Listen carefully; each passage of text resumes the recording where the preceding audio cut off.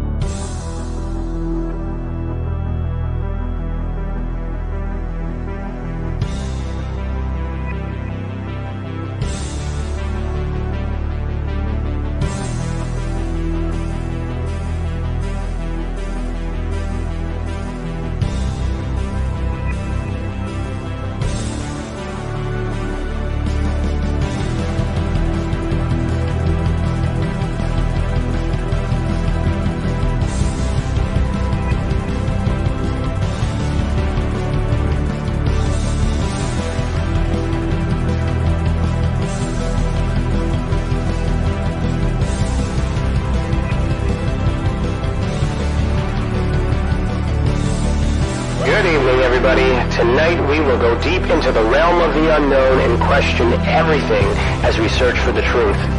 We will explore the possibility of countless phenomena within the ultraspectrum, and together we will learn that it is all connected. This podcast is brought to you by the Experiencers Support Association, and it is a live stream broadcast. If you have a question, send me a super chat or become a YouTube member. This podcast is brought to you by the Experiencers Support Association. Take a seat, relax, get ready, and welcome to Beyond the TinFoil Hat.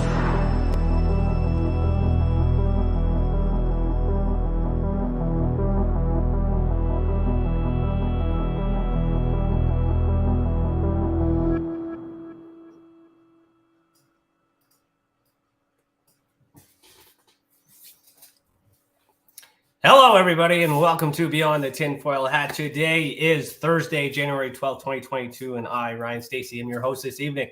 I'm a licensed private investigator, citizen journalist, and the director of investigations for the Experiencers Support Association. Welcome to the channel, and thank you for joining us this evening. A special thanks to all our YouTube members who have helped us keep this program and others free for our experiencers. Remember that as a member, you get to ask questions live here tonight. For all you non-members, you can super chat or send a tip on Rockfin and ask your questions live. Every little bit helps. At the 2-hour mark, Cece and I will have our after chat, so stick around and we'll keep the conversation going and chat with everybody in the live chat. We will discuss what we thought about the episode and share some recent news from Tessa, and we may also include the guests if they want to join. Tonight is our season premiere, season 5. Can you believe it? Season 5. That's like a whole hand. Our episode 1, season 5. Our guest is Kevin Estrella. Kevin and I have a story to share, but we're going to talk about who Kevin is right now. So Kevin is the guitarist and composer of the instrumental rock band Pyramid on Mars. Hard rock, industrial, and metal infused with lead guitar melodies inspired by violin melodies of Baroque classical composers Bach and Vivaldi. I always said that right. Vivaldi. Kevin has been a guest on over 70 UFO radio talk shows describing his UFO and ongoing extraterrestrial experiences. Kevin's latest album, Cosmic Angels, is inspired by his visitations by extraterrestrials. Elements in all his albums incorporate many things that have been taught to him by these otherworldly visitors, including but not limited to telepathic storytelling and tonal language of the cetaceans and whales.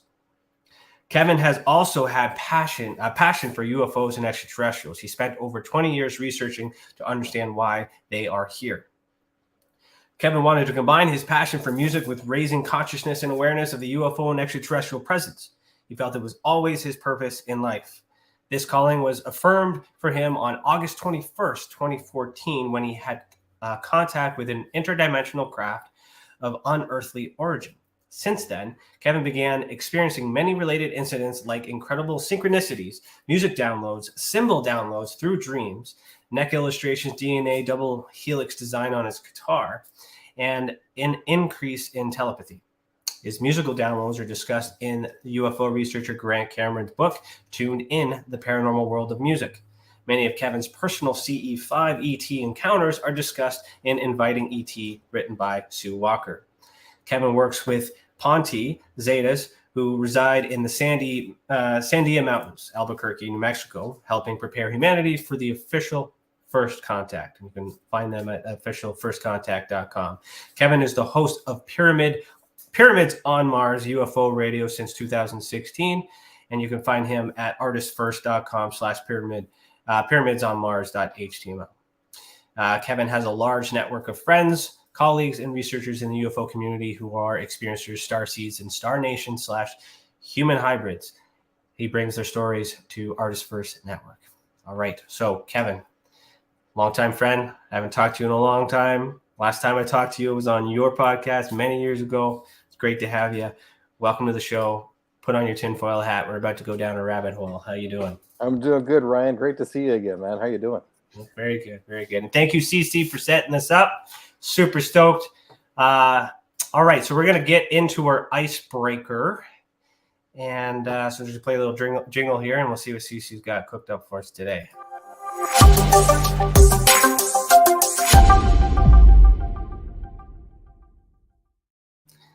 All right, so our icebreaker is brought to us by CC, who runs our Experiencers Anonymous group. That is, I think the next one is January 25th. Correct me if I'm wrong in the comments, please. I think it's January 25th. All right, so she asks, with your understanding of energetics and frequencies, what is your awareness of detrimental tones or effects some frequencies may have on a person's vibrational frequency? Oh, that's an easy one. You can answer that. Good. That one was for you. That's a great, excellent question. Kudos to you. That's a great question. The answer to that is that the majority of music that we listen to is tuned to 440 hertz. Mm-hmm. Now, the question is, okay, why? And the answer is, it's actually, that is an artificial frequency. It has no relation to anything of the natural world. In fact, it's like basically the A note is tuned to 440 hertz, which was actually, I believe that goes back to, I forget who it was. It was actually a Nazi, somebody. It was a Nazi guy who had music tuned to that to cause dissonance inside the body in psychological warfare. So the actual real frequency that we should be tuning music to is 432 hertz, which balances with everything in nature, from sacred geometry to the distance of planets to the spinning of planets to the sizes of planets, and even goes as far as the number of dimples on Tiger Woods' golf ball for optimum distance. So they knew it. So yeah, so most of our music is actually tuned to a frequency that's harmful for us, and it also goes into the vibration of water. And if you actually see what water looks like in cymatics, which is basically you can see physical formations of water using different frequencies. 440 hertz is a very dissonant frequency that causes. It's basically like watching TV with the static on. With like back in the 70s where we had to have an antenna to try and tune in, and you're watching a TV show with static, and that's how we've been taught to listen to music, with the static. When you get into the proper frequency, it balances harmonically and three-dimensionally with inside ourselves, even with the water in our body. So it's very important that we should be tuning to proper frequency. Okay. Great question, CC. Thank you for that. My follow-up questions to that is, what frequency is your music? That's a good question. The majority of my music is tuned to 432 hertz. When I first started diving deep into the UFO field after my first UFO encounter, and then Grant Cameron introduced me to Michael Lee Hill, and then I learned about 432, I retuned all my music to 432. However, on my new album, half of my new album is actually recorded at 528 hertz solfeggio frequency. Okay. But the thing is that I didn't tune my guitar. Somebody else retuned my guitar. It was one of the Ponty here. They retuned my guitar at 528 hertz, and it's a whole story about that. Okay. One guitar they retuned.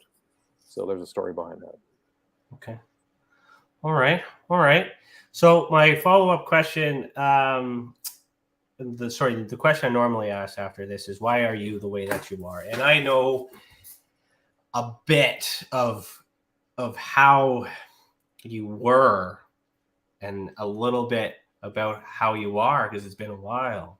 Mm-hmm. So I don't know how far back you want to go and maybe share, how this all started for you up to the point that we met, and then, and we can kind of go from there. What do you think? I think it's important that we go back in the history, and I kind of start things from the beginning to give a whole picture of where things went. So it goes. Yeah. Sorry, I was just going to say, before you start, I just wanted to say that I realized that the numerology for 432, you add them together, it's 9. So that's right. In the Trinity. So does that have something to do with this vibrational? Oh yeah. Yeah. Oh yeah. Because when you start looking at sacred geometry, if you add all the, if you start adding all the degrees, a lot of the degrees have, three digits. They always add to 9 every single time within the sacred geometries. And it's the same thing with 432. It all adds to 9, which is very important. Tesla even knew that. If you knew the power of 3, 6, and 9, you understand the makings of the universe. Ponty, they even have a phrase: "Find your 9." Find your 9. Yeah, I like that. I like that a lot. Okay, why are you the way that you are, Kevin? Oh boy. Well, basically, I've come to understand through. It's kind of I kind of knew it, but then the confirmations took place. The confirmations took place August 21st, 2014. But I'm what you would call a starseed. I'm also an experiencer, an ongoing experiencer with constant ET contact. And I work in a position of kind of like an ambassador for the Ponty, an expert with the Ponty. I've been working with the Ponty for about 5 or 6 years.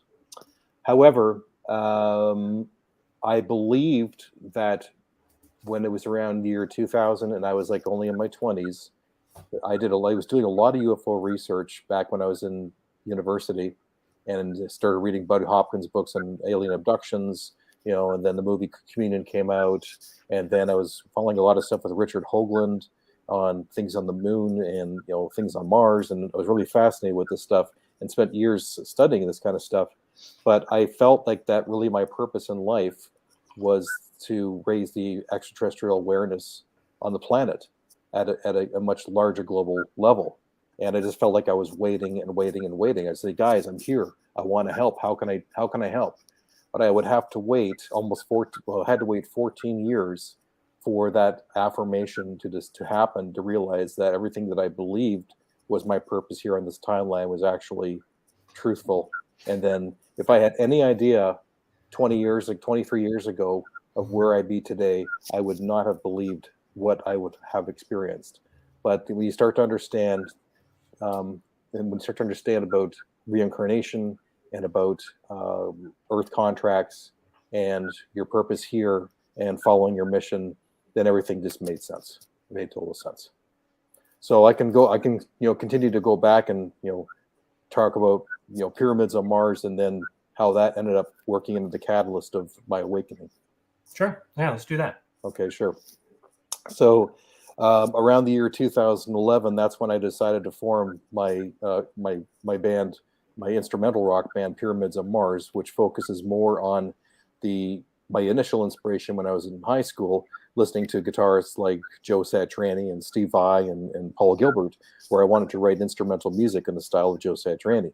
So Pyramids on Mars was the catalyst for it. I chose the name Pyramids on Mars because that was a perfect analogy and image to awaken people up that we are not alone on this planet, and that there are pyramids on Mars. There are a lot of pyramids on Mars. There are lots of structures on Mars. There's so much that's on Mars, it's unbelievable. But there's also pyramids, thousands of pyramids all over this planet. under the oceans, buried under mountains. This whole planet is covered in pyramids. And now we've discovered, I've even heard Linda Moulton Howe saying, through the secret space programs, they've gone to other solar systems and they've found pyramids on other solar systems that have the exact same geometrics as our pyramids, the Cheops pyramids. So I created pyramids on Mars for this purpose of using my music to raise the conscious awareness of ETs. And then August 21st, 2014, I had just put my kids to bed, and I lived on the Hamilton Mountain. And then I went outside at exactly 10:30, and then within 7 seconds of me stepping onto my deck, on my neighbor to my right, they have a tree in their backyard, and then all of a sudden this object starts coming out from behind the tree, and it was a perfect disc. I don't know if I can do this. It was a perfect disc. So it was a flying saucer, basically. But at the time, I didn't know what I was looking at. Like when I say it was behind the tree, I mean, it wasn't like it was like on one side of the tree or on the other side of the tree, left or right. It was right behind the tree, like it was waiting for me. And then it came out, and it was only about 100 yards away from me, and maybe like 125 feet off the ground. And I live in a very busy subdivision in Hamilton.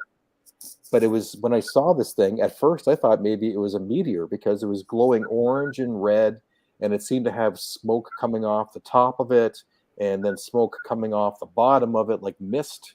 And I didn't know what the heck I was looking at. And it made its way across just my backyard. And it was like really close. I could have thrown a rock to hit it. And then I'm thinking, what is that? What the F is that? And at the same time, and I didn't realize what was going on, when this object appeared, everything went silenced like a vacuum. There was no sound at all. It was just complete silence. And then this object, it turned away from me to go south towards Binbrook. And then as it turned away, then I could see that basically I discovered later on that what I was looking at, this object was covered in a plasma stream. And that was a giveaway from MUFON, that this was actually a physical object when I reported it to MUFON. And it was Stu Bundy who did the report, and you know him.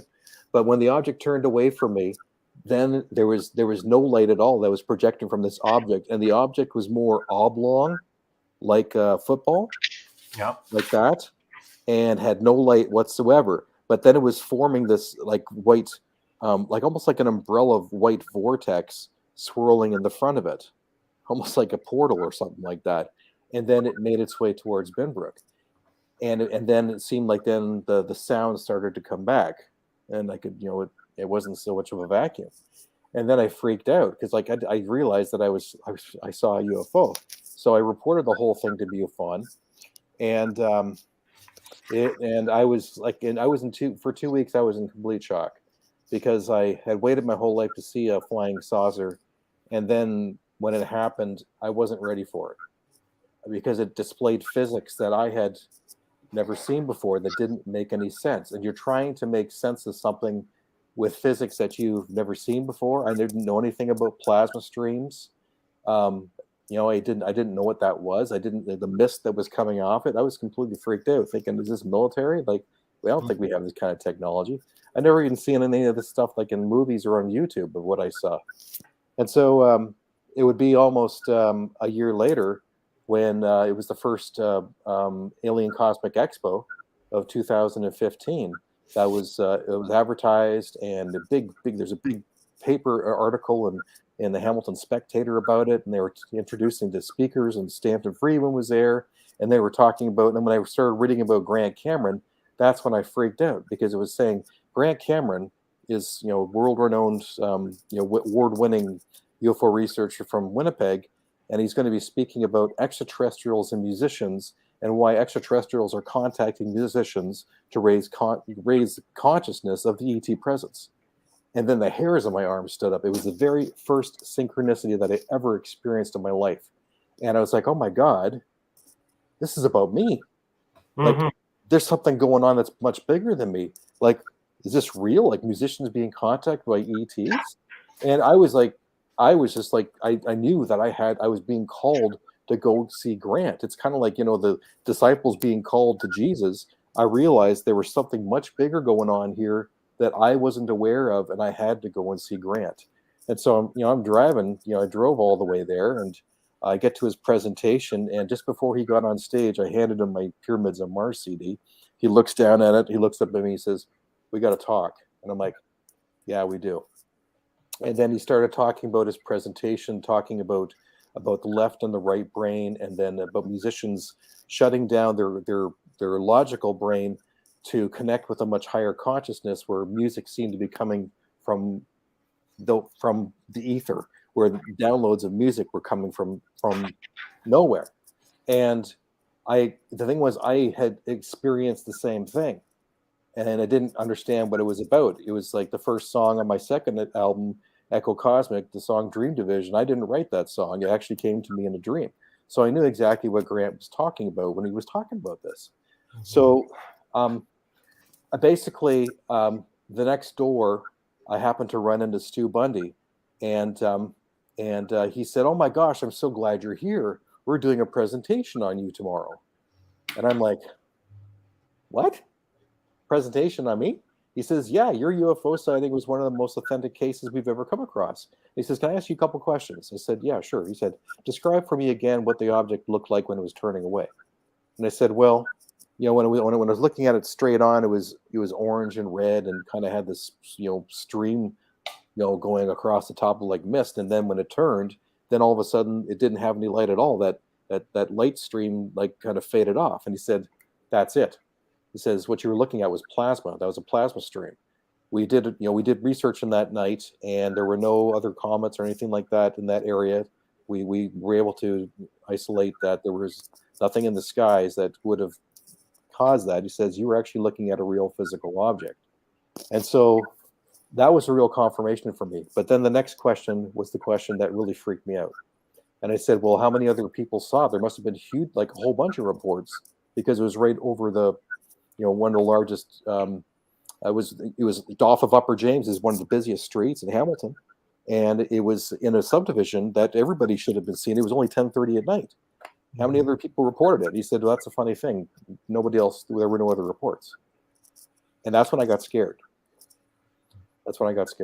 Well, they could have also reported it elsewhere too, right? They might not have reported it to MUFON, but they could have reported it elsewhere. Well, they could have, but from what Stu said, there was no other reports to MUFON of that, and there should have been, because it was only maybe 50 or 75 feet above the houses of a very busy subdivision, and nobody else saw it. And so that's when I contacted Grant, and I told him the whole thing. And he said, "Yeah, actually, I saw MUFON's presentation, and we'll talk about that." "Yeah, no problem, we'll talk about that." And then when I go to meet Grant and have coffee, I went through the whole thing again. I said, "How is that possible where nobody else reported this thing? It seems like I'm the only person who saw this thing." And he said, "Yeah, it happens all the time." And I'm like, "What do you mean it happens all the time?" "Yeah, it happens all the time. It's called the Oz effect." I'm like, "What do you mean?" He says, "They have an ability to be able to shut down people, to be able to have contact with the people that they want to have contact with." And they were having direct contact with you, Kevin. They weren't going out, for a beer run. And so he said they were in direct contact with you. And that made more sense, because there was another UFO. I was actually on another UFO radio show after that called The X Zone with Rob McConnell. And they're actually from Hamilton. And they did a full investigation of the night of my sighting, contacting the airports, contacting the military, anybody else, any other site, anything that there are other sightings or anything that there could have been of people collecting information about this object, and there was nothing. They couldn't find anything.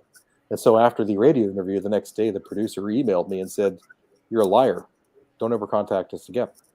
So there was more confirmation for me that what was being told to me was accurate in regards to there doesn't seem to be anybody else who had contact with this craft. So that's where everything began from that craft, and then my life really changed going forward. Okay. So we'll just jump ahead a little bit here.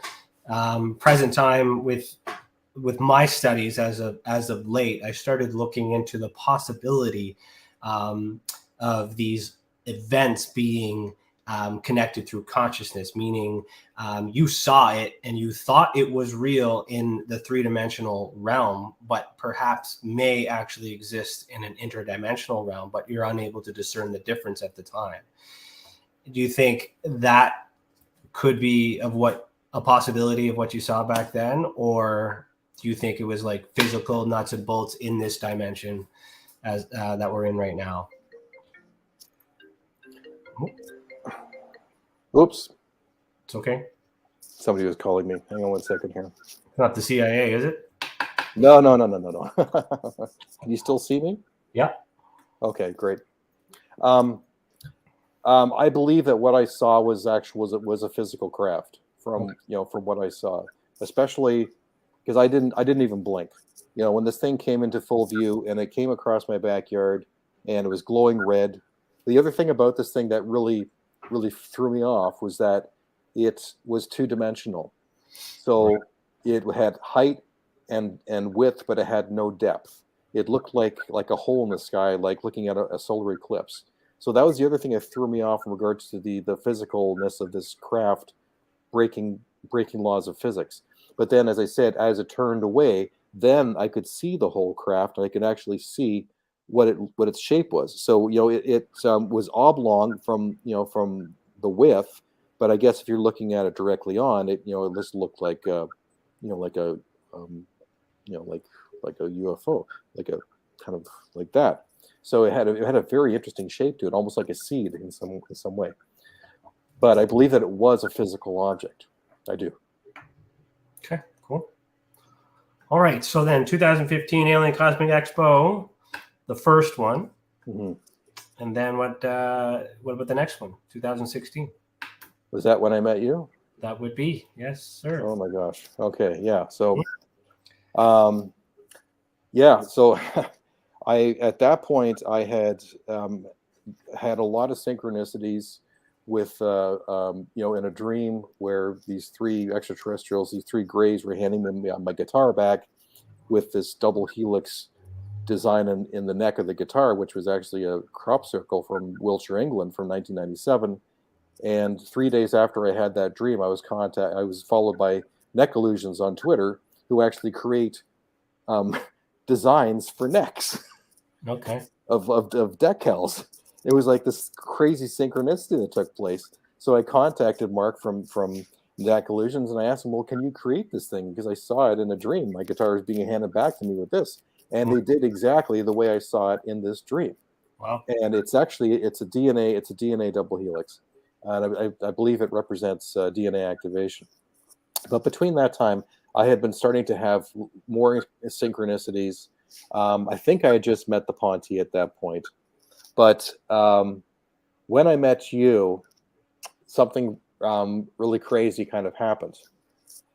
So I had gotten to the Alien Expo, and my friend Campbell Foster, he had a booth that was set up, and he creates something which he calls the Pyramidion, which he had a pyramid set up, which is with copper rods. And then I went inside it to do a meditation, and the energy was inside this pyramid was extremely powerful, and we were basically doing a chakra alignment. But I needed to he had to actually pull me out of it because I was getting really dizzy. It was that powerful, and I felt like my energy was going all over the place. So then I went to go to the main room to to see if the presentations were going on, and then you were doing a presentation on one of the cases that you had studied of a family in Burlington. It was a mother and her daughter. Mm-hmm. And while you were doing the presentation, my energy was starting to balance a bit more. I could feel myself lining up, and then I just felt like I had this energy flow going from the top of my head down through the bottom of my feet, pouring out like a waterfall of the work that Campbell had done on me. I think this is very significant for what had took place next. So then during your presentation, for context, in my perspective, that was, so in 2015, I did a 10-minute presentation at that Alien Cosmic Expo. I was there briefly, in and out. Then that 10-minute conversation turned into an hour presentation. So that that presentation that you saw was my first ever MUFON presentation. So I had that all prepped up to be all like investigator like, science like, and all these other things. Knew absolutely nothing about those types of experiences that you're about to get into and that you've experienced before. Nothing. So I didn't even know those things were possible because of all the things that I was investigating. So when this happened, I was like, and you'll explain it, but when this happened, I was just like, I don't know if this is real or not, but he believes it's real to him, so we're doing this. Right? Well, so continue. So you were doing a presentation about a family in Burlington who had some extraterrestrial experiences, and they had some markings on their arms. The daughter had seen things, and you were trying to get more information. And one of the things you had asked her about, can you draw what you saw? And then one of the drawings that she had was of this red-scaled reptilian with wings. And I had never seen an extraterrestrial like that before, but I had this sudden knowing, and I knew that was an alpha draconian reptilian. I don't know how I knew this. I just knew immediately that was alpha draconian. And then the next picture you had shown was a picture of a gargoyle, and it was kind of like like comparing like kind of like demonic looking kind of things, and it was kind of a comparison regarding this thing, because you said, look, you gotta be careful what you ask people, because look what she drew, and then she drew this. And I was thinking at the time, this is a real cosmic prejudice, to be being negative about a star nation because of the way they look. And so I just kind of coughed it off and just kind of let things go. And then you were talking about angels and demons and things like that. And then about maybe 15 minutes later on your presentation, you kind of came back to that picture again of the alpha draconian red-scaled reptilian with the wings. And it seemed to be kind of like, then it was going back to talking about gargoyles. And I wanted to say something, but I was biting my tongue. And then it was kind of like something was saying inside me, well, if you're not going to say something, then I will. And then all of a sudden, this presence came into my body, and I nearly threw up. It was that powerful. I was like, oh! And then I put my hand up and I said, excuse me, excuse me, excuse me. And then you said yes, and I said, yeah. And then I started talking to you, and then as I'm talking to you, my voice is dropping very low, and I'm speaking like this. And then I was saying, in that voice, I was saying, I said, what did I say? I said that you can't judge an extraterrestrial based upon their appearances to judge them as good or evil. I said, these are you have to judge on the individual. I said, this is an alpha draconian. These are my people, and we are listening, and there are many of us in the room. And then you put your book, you closed up your book and said, okay, I'm done. Thanks. And then Joanne Eady, the president who was running the whole thing, she came onto the podium, and then she looked at me because she knew me, because she had done a regression on me like a year before. And she said, Kevin, that wasn't you talking. And I was really dizzy at the time. And before I knew it, I was like, they took a break, and I was surrounded by about 12 people. And half of them were shaking, going, what just happened? What the hell was that? And I said, I don't know, man, what happened? The other part of it that happened was that while that was happening, I forgot to mention, this is the most important part. All of a sudden, my body changed. I felt my back expand. Like, I felt like I was 16 feet tall. And then all of a sudden, I felt two heavy things in between my shoulder blades. While I was speaking to you, I was physically transforming. What had happened was that an alpha draconian merged with me, and I became a telepathic translator for an alpha draconian. And he allowed me to experience what it was like to be him. I had no control of my voice dropping like it did. I was really embarrassed. I didn't like what the hell was going on here. But then while we were speaking, because we were both speaking together, but I would say consciously, it was it was more. Can you still see me? Yep. Okay. I don't know why this computer wants to do updates while I'm talking to you. It was about 25% me and 75% him as far as consciousness wise, but we were speaking together, and it freaked me out too. But he allowed me to experience what it was like to be him, and I felt his wings. I felt my back felt like electricity and vibration and energy. I felt electrified. I felt 16 feet tall. I felt extremely powerful, but he came across with this kind of military presence. He wasn't angry. He wasn't happy. He was being emotionally neutral. He just wanted to explain about cosmic prejudiceness, and that was the message that he had. And it completely freaked you out. It completely freaked me out. I never experienced anything like that before in my life. Well, see, what was concerning for me is it was something I didn't account for, because it was something I wasn't aware of during my training. Because with MUFON, like they're not privy to abductions and experiencers and things like that. And later on, they started to get into that kind of stuff, but it was just UFOs, all these other things, and it was kind of on a basic level. But I remember you were sitting down too, but you got up, like you were making your way towards the stage, and it was like, oh boy, here we go, my first one. What did I say? And the thing is too, is I did perceive them as negative beings at the time, because I was concerned for the experiencer who was negatively affected, and they were really upset and traumatized by it.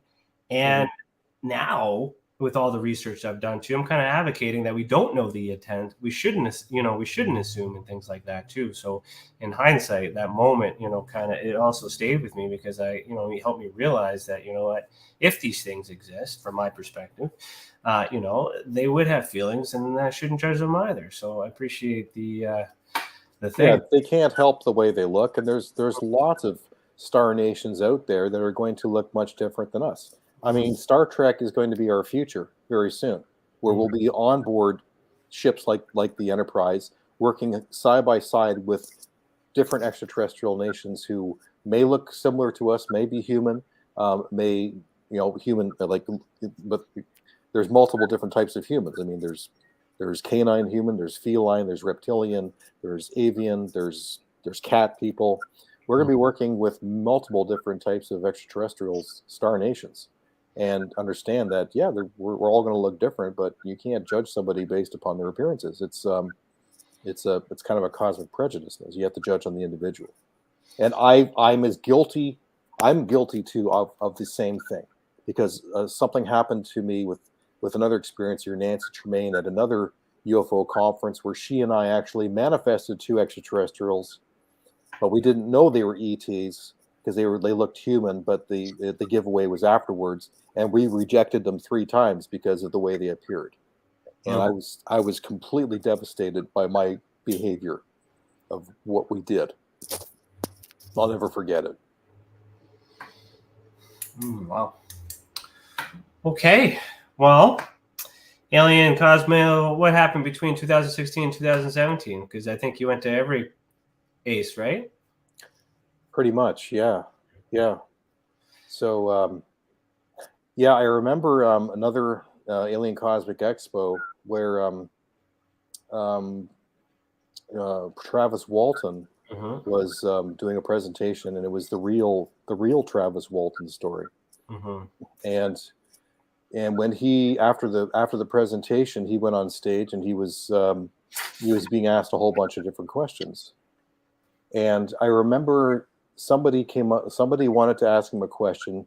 I think he was some kind of pastor, and it was almost like he was testing Travis Walton about extraterrestrials, and how he's heard that if you use the name Jesus, if somebody's having ET experience and you call on Jesus, that they will leave, so they must be demons. And Travis Walton didn't have an answer to that.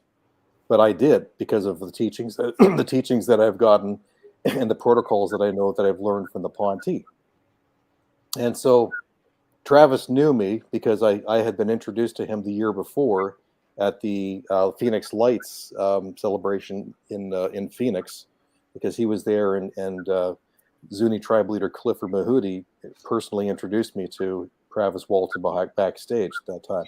So I put up my hand and asked Travis, I actually have the answer to that question. Would you mind if I answered that question? Why, about that? And then I explained that Star Nations have a protocol. There's rules that they have to follow, and there's 3 of them: cause no fear, do no harm, leave no trace. If any of those 3 protocols are broken, they are in serious trouble. So when somebody is, let's say if they're religious and they're calling on the name of Jesus and they're scared of these ETs, it's not because they're demons that they leave. It's because they are causing extreme fear. They have to leave. They cannot break that law. So that's that. And that for people who want to have extraterrestrial contact, the first thing that you need to learn is to get over your fears. Right. They can't contact you unless you get rid of your fears. That's when I started to have my contact, is when I was able to remove the emotion of fear out of my life entirely. I've never felt fear for 4 years. I don't know what that emotion feels like anymore. I have zero fear of anything. So that's when you can have contact, because you've gotten over that. And that's why they show up all the time here. The first rule, I've already mastered that. But the other thing was I explained, do no harm, leave no trace. I explained, Travis, you understand what happened to you, why they came back, and why you were gone for 7 days. I said, because they were having a malfunction with their craft, and you got too close, and you end up getting killed. It was their fault. But they're not supposed to cause harm. I said they were in serious trouble. They had to fix you. So that's the reason why you were gone for so long, is because they needed to, get the technologies together in order to bring you back, back from the dead. Yeah. So they took responsibility for an action. They took responsibility for the action because they broke one of the three rules. So that made sense. And then people, people came up to me afterwards and thanked me for standing up and answering that question. So, yeah. And I remember talking to Travis too, because it was nice to hear the story from him in his perspective, because Hollywood got a hold of it, made it totally different than what he wanted. Yeah. And of course, getting the message out and all those other things were part of the whole thing. But if this message isn't accurate, then he's got to put it out himself. And then the compare and contrast that, is really nice. He was playing guitar at the end of the night too. Were you jamming with him at all? No, but I did end up jamming with Greg Godovitz from Gatto. Oh yeah, Gatto. Yes, I remember Gatto. Yeah, we were in the bar jamming out that night. It was awesome. Those were good times. Very good times.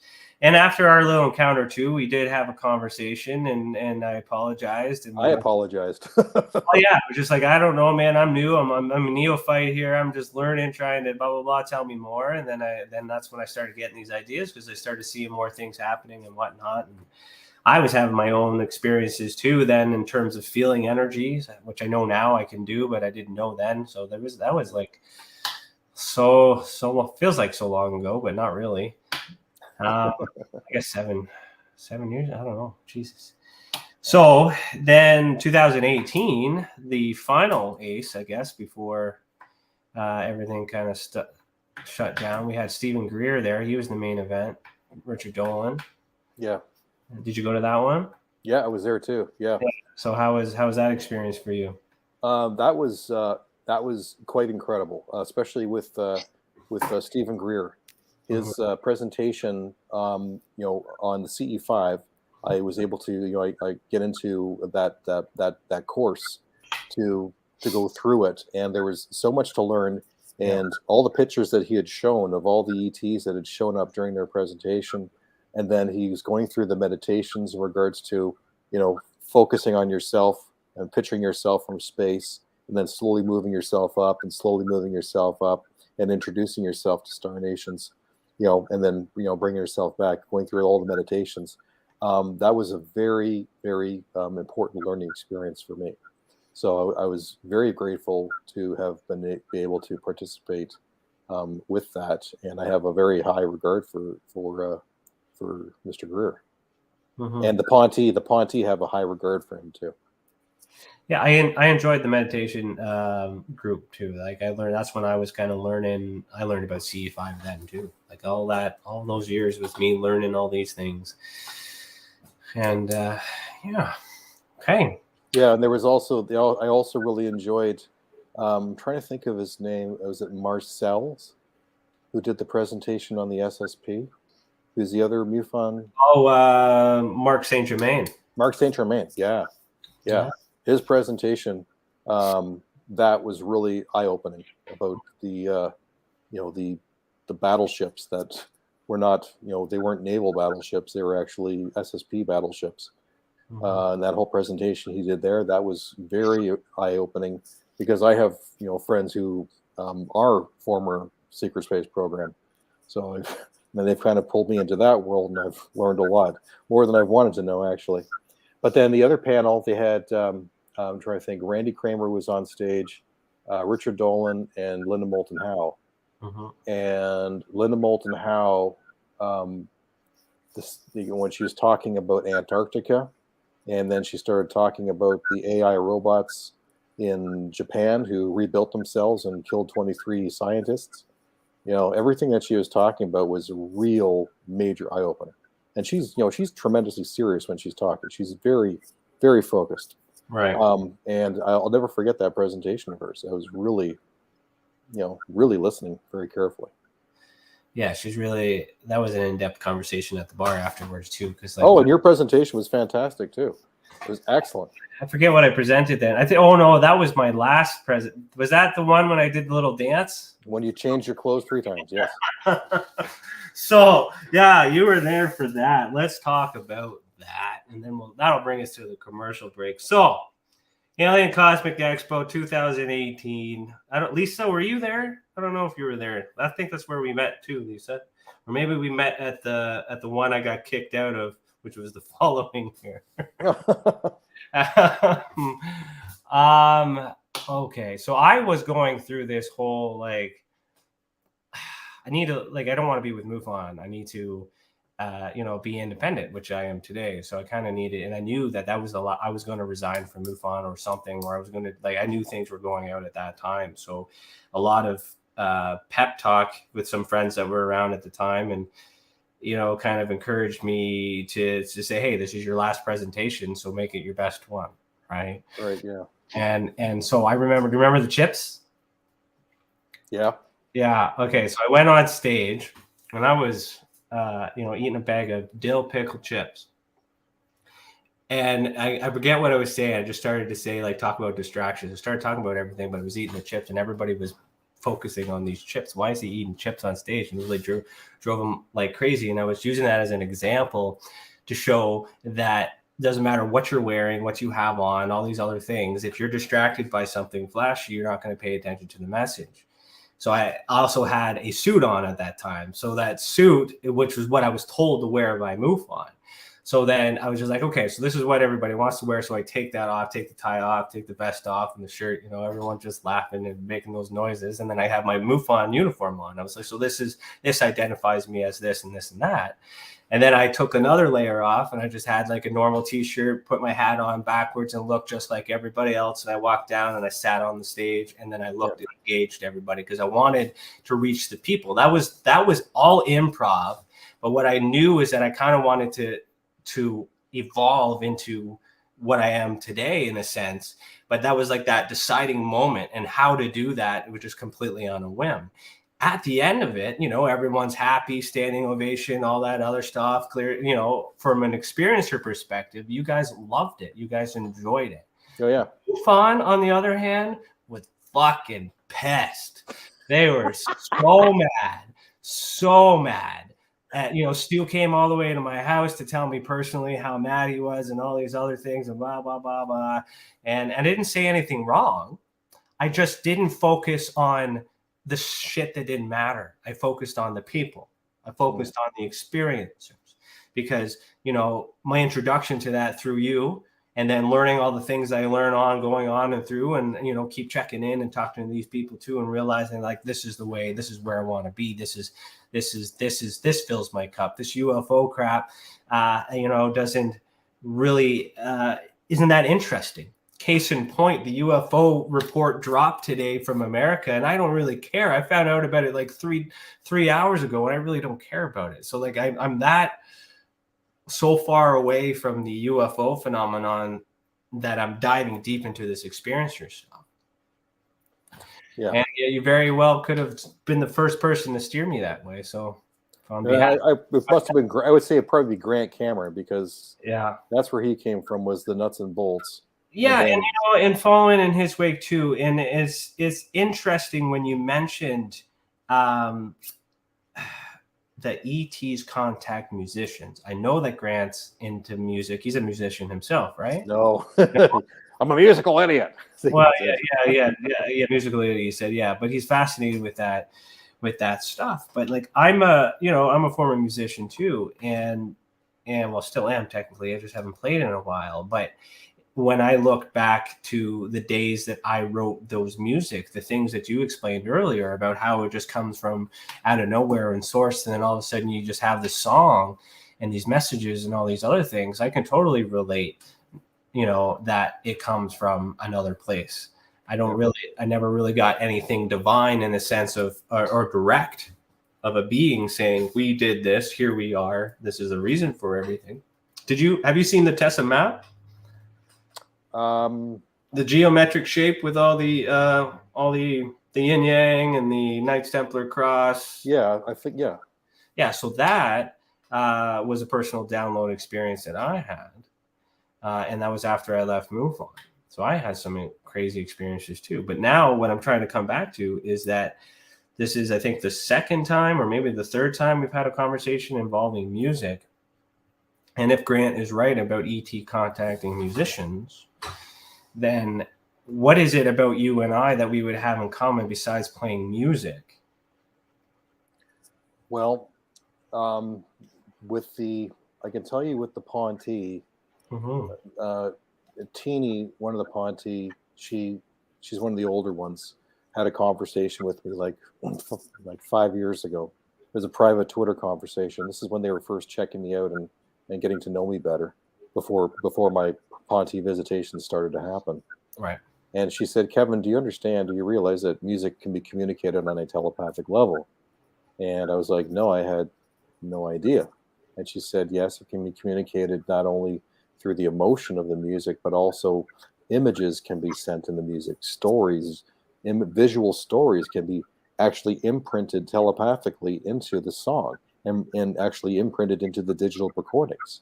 And she was basically insinuating that I was already playing at a telepathic level when I had released my first album, my second album. I was already doing it, but I just wasn't conscious of it. I wasn't proactive with it. I was just kind of doing it. And I asked her, well, can you help me develop this ability? And so she worked with me for many years to help to develop natural telepathic communication through music. And so I got a lot of feedback, personal feedback with private concerts that I would have in my apartment and in my condo of Pyramids on Mars concerts for the Ponte, where I'd hold a show and I'd have music, all the background music playing, and I'm playing a full concert for the Ponte. I even have banners put up and stage lights, and I dress up. I go the full way. And they really appreciated these concerts. And then after the concert, I would talk to Sue Walker, who's the telepath for the Ponte, and she would get the feedback from them in regards to what they liked the most and what I needed to work on. And they always said, that my telepathic communication was beautiful, and the emotions. But they said the one complaint they had the most is, you need more dance moves. We want to see you dance more. So it's hard to satisfy them because they love to dance. Dancing is really part of their culture. They love music. They love multiple types of dances. They learn all kinds of dances from the 1920s to modern day. So it was only kind of scary when one of them started asking about, can I learn how to twerk? So it's like, okay, stop. They're just trying to be current. Oh God! But the thing is that they were working with me with these abilities in the music. Now it was about 3 or 4 years ago when a new Ponte came from their home planet. Her name is Thera, and her expertise is in the tonal languages of the cetaceans and the whales. And so what I learned to understand is that the whales and the dolphins and the cetaceans speak a tonal language that is also telepathic. So they are highly evolved beings. In fact, there are star nations who come to visit the Earth, not to visit us. They go to the oceans to talk to the whales. The whales' songs, their history, they know the history of this planet going back millions of years. The whales know the history of the planet, and they tell stories through pods. They through vocalizations and tonal language and telepathy. They communicate, and their stories are known throughout the galaxies. That's how important the whales are. We have no idea how important the whales are. Mm-hmm. And I was just learning this. And dolphins are the same way. They have communication. They communicate together. They love to play together. They're highly intelligent beings. Highly intelligent. They're the people. They're the people of, like the water people. Mm-hmm. And I asked Thera, can you teach me this tonal language? And she said yes. And so what happened was that there was one morning where, like, the Ponte have given me multiple downloads where they've picked me up in the middle of the night, taken me somewhere, and they've downloaded me with information. Now, I know when I've gotten a download because by about 12 o'clock, 1 o'clock in the afternoon, my head is so, like, I feel like I slept a whole night, but I've been gone somewhere else and they've been doing stuff with me. And I never remember what happened. But my head will be like heavy, like soggy cotton, and I need to go home and have a reboot nap. And I'll be able just to get in the door, lie on the couch, and I'm down, I'm out. And it's kind of like your brain is rebuilding all these new neural connections of these downloads that they've given you.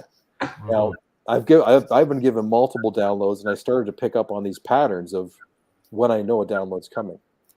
But what happened was that I know we're about to go for the break. I'll try and keep it short. But I ended up getting this massive download that they said was the tonal language, was the beginner's course of the tonal language of the whales. But it was going to take it would take me 9 months before I'd be able to actually access that download. And I'll save that for after the break. Okay. All right. So we will, okay. We'll pause right here, but we will continue after a message from our sponsors. If you're listening to the audio-only version, head over to youtube.com/the Experiencers Support Association. You'll get to see the video that goes with this audio. You are listening to Beyond the Tinfoil Hat, a podcast by the Experiencers Support Association, and we will be right back.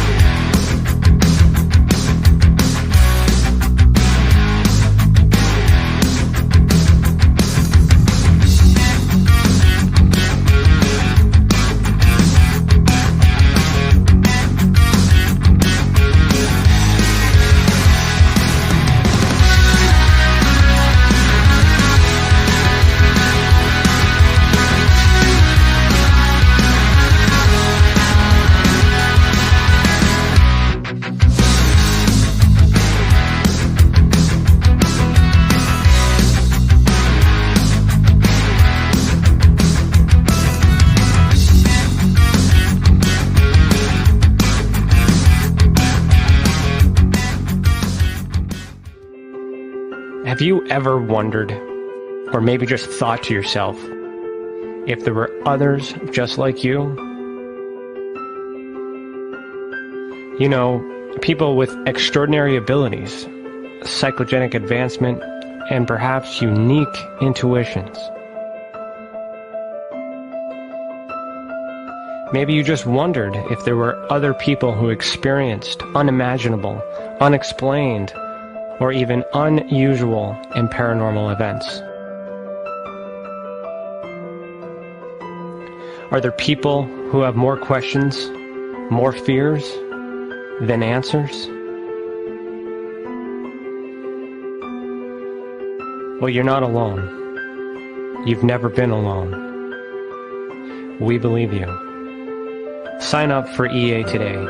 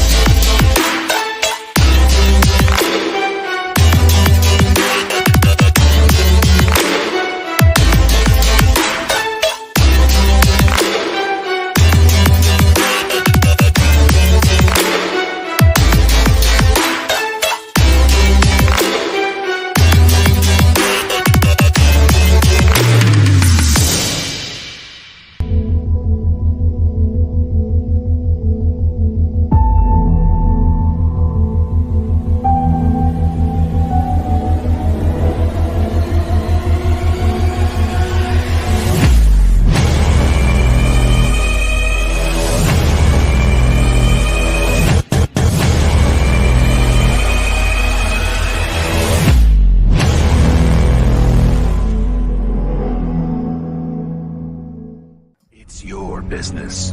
It's your property.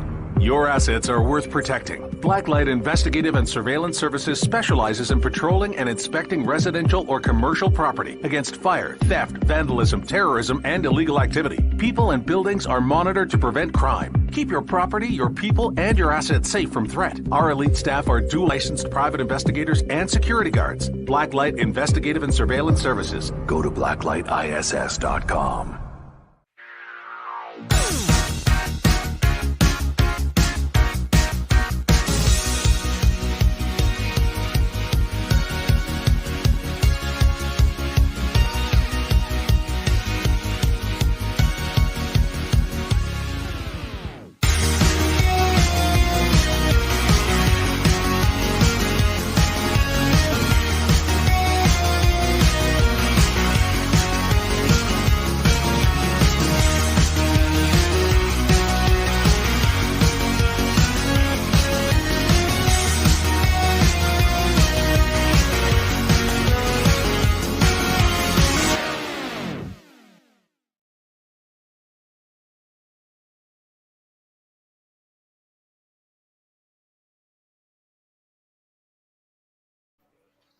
Well, welcome back. You are listening to Beyond the Tinfoil Hat.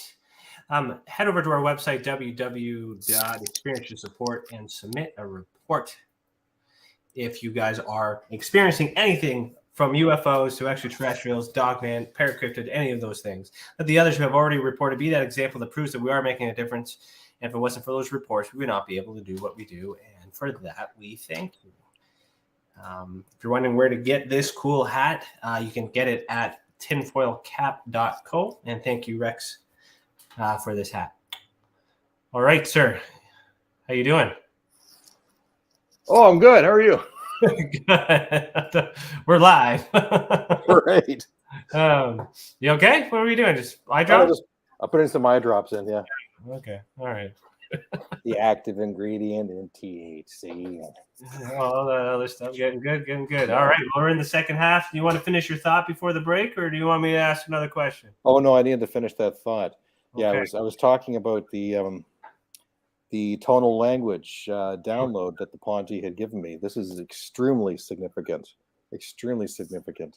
So, as I said, it was the largest download that I ever got. It took me 3 days to recover from it, of sleeping, trying to recover from this thing. And but they said that they told me how I would be able to access this download. And they explained to me that I needed to go down to Lake Ontario at sunset, bring my guitar. And then as the fire and water elements are mixing, so you've got the water elements from the ocean, from the lake, and then you get the fire elements from the sunset. As they are mixing, play your guitar, and then you'll start to incorporate the longer tones, the nuances of the tonal language. And Right. so I had done some practicing with that, but it took almost 9 months for me to actually access this download. And it happened during the writing of the song Nach Waffen off of Edge of the Black. And that song is about the secret space program. The song was dedicated to Penny Bradley, who's a secret space program whistleblower. But what was happening, like all music is instrumental, but I was working on the main melody of the song. And so I had it on repeat, and then I was working on my guitar, letting the melody come to me, and it was coming from an extremely deep part of me. And I felt like my mind was spiraling. My consciousness was spiraling. And I was playing this melody and kept working on it until it synchronized with exactly what it was that I knew it had to be. Mm-hmm. And then I recorded it. I recorded the demo, just the demo on my phone. 20 minutes after I recorded that demo, I got a text message from Sue Walker, the telepath for the Ponte. She said, I was just contacted by Teeny and Thera. They told me whatever you were just playing over there, you accessed the tonal language. Download. So Sue had no idea of what I was doing. Okay, she had no idea I was working on a song. But the Ponte heard me playing my guitar telepathically 2,000 miles away in Albuquerque, New Mexico. Now, Thera, she's actually over in New Zealand. She probably heard me in New Zealand. So, and they said that with the length of the notes, everything that you were doing, that was the tonal language. You had accessed it. And so I was really excited about this, but I had no idea what was going to be coming next. So I finished the song. I wrote the song, finished it, mastered it. It's Christmas Eve. I can't remember what year it was. Maybe it was 2016 or something. And I'm listening to the song. And I'm listening to the melody that I had just written in this song. And then all of a sudden, I heard a translation. Okay. I heard the melody that I was playing on the guitar was saying, "Do you hear me?" And I stood up and I screamed, "Oh my God, I'm saying, do you hear me?" And then I put my head down on my table and I cried for about 20 minutes because I knew what I had done and that it was real. And so I messaged back to Sue and I said, "Oh my God, Sue, that song, there's a translation. It's saying, 'Do you hear me?'" And the next response back from Sue was, "I'm hearing cheering coming from the mountain. You're right." And they're sending the message back to Thera over in New Zealand. So I had access to tonal language, and there was an actual translation that the melody I was playing was, "Do you hear me?" So that was the first major eureka. It was probably the biggest moment of my life since the birth of my first son. I'll never forget it. And then I had another song on that album, on the Edge of the Black song, which was called The Whale Song, which was more of a kind of a telepathic translation of a very large whale who was speaking, and I was playing what I was hearing this whale speak, basically. And I've had some friends analyze that song, and there's a part in the song where it's going like it's like this thing I'm doing on the guitar where it's like ooh, this kind of howl sound, and they said, "My God, it's a whale who's imitating the call of the wolves, and she's calling the wolves home. She's calling her children home. That is what she's doing in this call." So that was a huge affirmation for me too. Now, just recently over the Christmas holidays, I had worked on a new song. I was commissioned by somebody to, they asked me to write a song, personal song for a very important experiencer, which I did. And there's a lot of big things that are going on with the song as well. But what I found out from speaking to some other friends of mine who are connected with other star nations was that that song, not only does it have telepathy in it, but it also has tonal language as well. So I don't know the translation or what part of the song is tonal language, but I've just been told there's tonal language in there too. So these are the things that the Ponte have been teaching me about tonal language, telepathic communication, storytelling through music. And so they continue to be my teachers, and I'm understanding more from their planet that this is how their music is written, and their music has telepathic communications that tell visual stories, and it's very natural for them to do this. So we're just tapping into it. When you write your music through these experiences, are they start to finish? Like, do you just play it, record it, and then listen to it, and then produce it? Or like how does the editing go when you want to make it into a CD? Because you're getting these messages, but how do you determine where to cut and edit, to make it a production?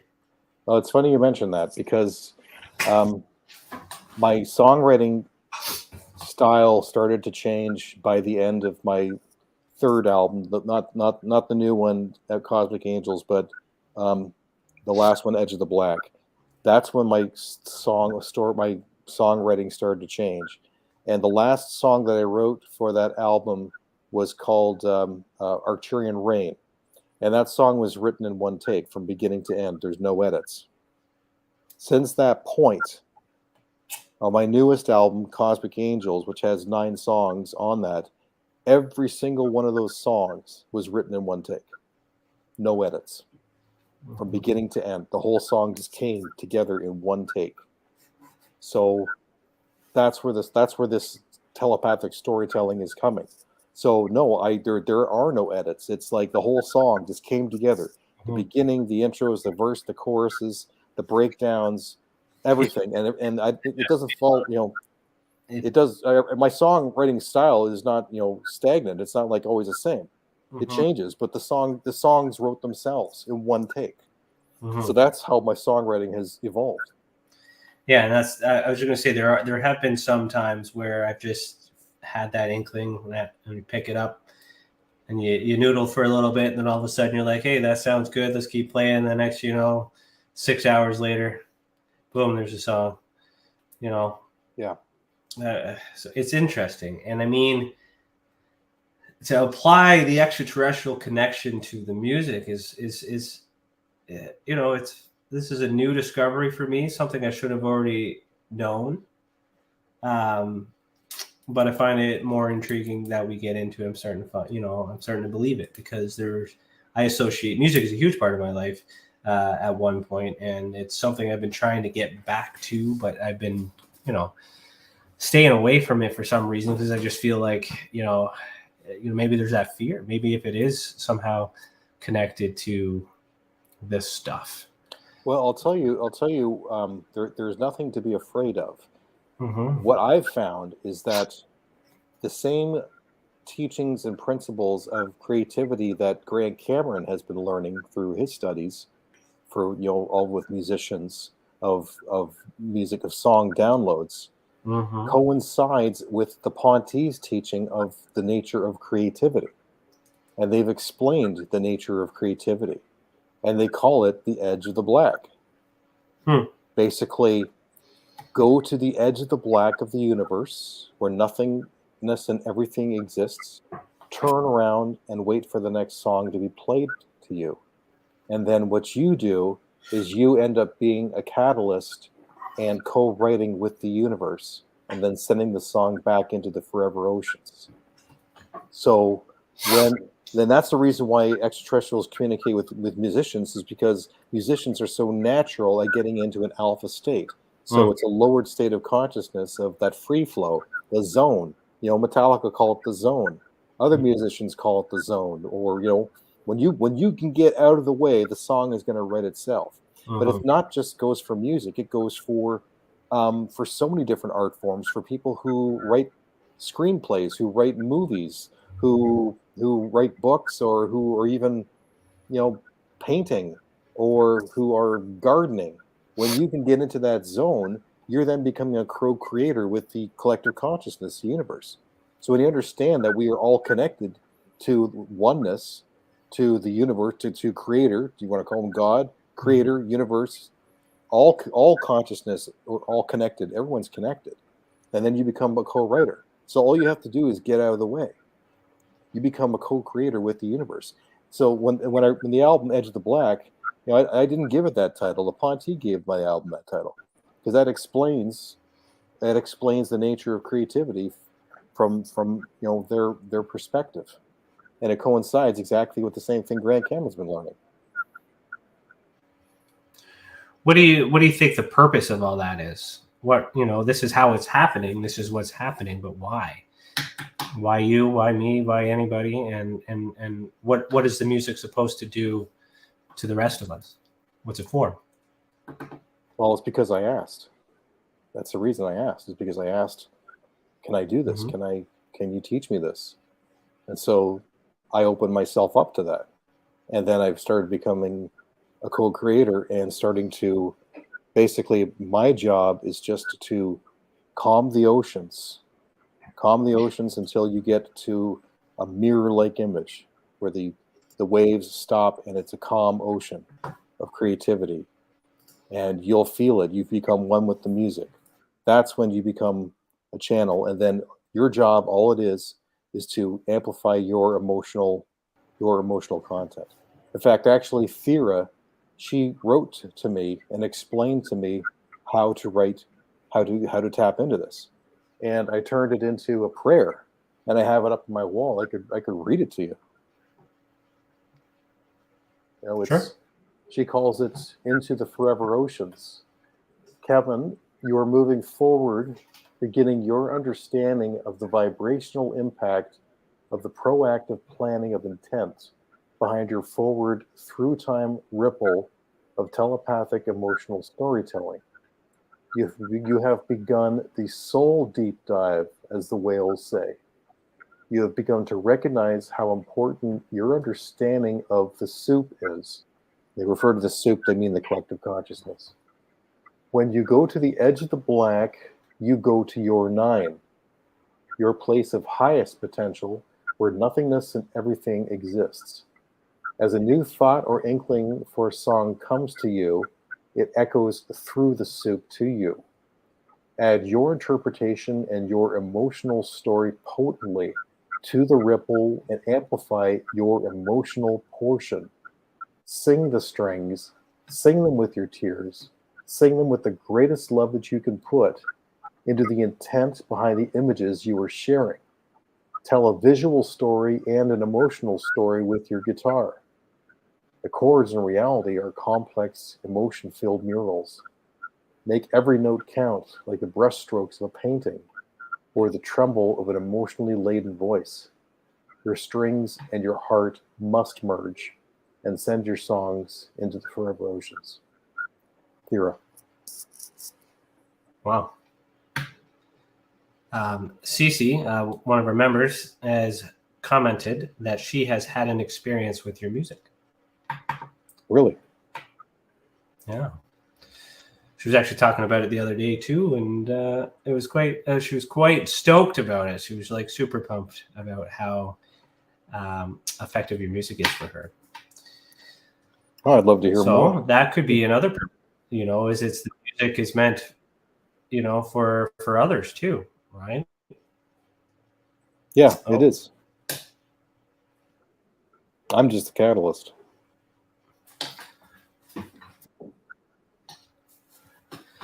Why you? Why do you think? Oh, it's because you asked for it. That's what we're focused on, because you asked. Well, I asked, simple, and eh? it's also because that's part of my mission here. I mean, there's a reason why I'm contacted by star nations on a regular basis, and not just the Ponte. I mean, I've had contact with multiple different star nations. They've visited me here in my apartment. besides the Ponte, are always showing up, and they're leaving handprints all the time. Or I'm playing, my PS4, and they'll bump the back of the couch or tap me on the back of the, tap my shoulder. But I've had visitations from my first visitation was actually from a reptilian woman. And that was back in my apartment. I had a visitation from a Sasquatch who showed up in interdimensional form, gave me a huge hug, and telepathically grunted in my head, and my whole body shook. I've had visitations from I think she's an Arcturian hybrid. She's above there. You see the girl, the woman with the blue skin up there. Yeah. That's Flaley. She visited me, and she looks just like the Na'vi from Avatar. But her eyes are amber, just like the Na'vi, but her eyes are actually cat eyes. She had cat eyes, and they slightly glowed in the dark. She visited me here. I actually met her twice. She came and visited twice. Who did you draw those? No, Sue Walker, who's the telepath for the Ponte. She's drawn all these portraits. So she drew the portrait. That's Tilcom. He's the commander of the Ponte, the Albuquerque, New Mexico mountains. The woman here, that's Drudy. She's a female Ponte, and then above there, that's Thera, who visited me. The first time she visited me was in a lucid dream state, but it was not a dream, because when I went to that sleep state, she actually first paralyzed me, so that I wouldn't get scared, and I started to choke on the back of my tongue, and then she released me just enough so I could tilt my head back enough to start breathing again, and then she yanked me back into that lucid dream, and then she and I are having a conversation like you and I are talking, and I could touch her skin, and I put our cheeks next to each other. We touched cheeks, and was touching the back of her head and feeling the texture, and then we had this really short conversation, but it was amazing. So I've been visited by other star nations. I was visited. I've had 2 or 3 mantis visitations, and then other star nations who look exactly like us. You wouldn't be able to tell the difference. They look human in every single form. There was one time where I had a visitation where I was awake, and that was freaky as hell. Where I felt there was a presence in my bedroom, and I felt like I had to open my eyes to see who was there. And I was able just to pry my left eye open enough, and there in the corner of my bedroom was this man, this light being standing there, and he had a long white beard, long white hair. I could just make out his face, but his face looked like energy, and he was wearing almost like Jedi robes. He looked like Obi-Wan Kenobi. He was wearing a robe. Okay. Yeah. Robes are so common in the reports that I'm getting. It's weird. Yeah, he was wearing but it was kind of like white robes, but he looked like a Jedi uniform. Okay. But behind him was this glowing, massive emerald green light. It was just filling my entire bedroom with this emerald green light that was shining behind him. And he was like this light being. And I was thinking, because I was still half asleep when I was doing this, I was unconscious, but I was able just to force my eye open enough to look at him physically with my eyes. And then my eye closed again because I couldn't hold my eye open. And I start stretching more and more. And I'm thinking, oh my God, this is a crazy dream. I've never had anything like this. And I managed then to pry my eye open just enough again. And he's still standing there. And the impression that I got was UMO. UMMO. Do you know who the UMO are? Nope. They are a humanoid star nation who landed in Spain back in the 70s. And there's a lot of information that's been written about the UMO, a lot of it in Spanish. And they've shared a lot of their technology. They're a humanoid star nation from the Virgo constellation. And then what happened to be was that the reason there was a synchronicity with this is because my friend Jeff Demers, who is also works with the Ponte directly, and he's seen Tilcom physically. Tilcom has showed up in his house physically, but Jeff had spent 2 years. He's an expert on the UMO. He had just released his book that was a translation of all these teachings from Spanish. He translated into English, and that happened about a month prior to my UMO experience. So that was pretty wild. Wow, fascinating. Okay, I'm gonna steer this in a kind of like a different direction if I can. You're quite open with sharing your experiences. So when these experiences first happened, how was that for you, and what was the time frame between having it happen to being open and talking about it to the public and sharing your experiences? How was that for you to get through that? I've always been open about sharing my experiences. I've never had fear of sharing my experiences. So right after my first UFO encounter with that ship that flew across my backyard, August 21st, 2014, and then, well, actually, no, I didn't start. I did. Okay, no, I didn't do my first radio interview until after that first Alien Cosmic Expo when I met with Stu Bundy. Okay. So once all that started to transpire and everything started to fit, these pieces started to fit together in these crazy synchronistic ways, I realized there was something much bigger than myself that was going on. And then I was also able to reverse engineer a lot of things that happened in my past, realizing that this was my purpose to do this. And so that's when I started contacting a couple, UFO radio talk shows to go on and talk about my experiences. So I was initiating contacting people. I wasn't afraid at all to speak of my experiences. I felt it was my job, my duty to talk about it. And I've never been afraid of talking about my experiences. And the more and more that I've done radio shows, the number of radio shows just started adding up. And I was having constant experiences happening. So every time I do a radio interview, there'd be something new that's taken place that took place the week before. And so it was just building upon building, so that it didn't matter when I had a radio interview, there was something new that had already taken place. And I'd already been working with the Ponte, and so that's when a lot of more, things started to take place, with my visitations from them. So there's always lots to talk about, and I feel it's very important for me to speak openly about these experiences so that people understand that, look, Star Nations are trying very hard to have official first contact. They're trying to awaken our consciousness because our time is running out on this planet, Ryan. We are already in the midst of an extinction level event. Okay? That's why it's so crucial for them to do what they're doing. They are monitoring right now the health of the Earth and the health of our star system, of our sun, because we are going through a very turmoil part of the galaxy right now, which they call the zone.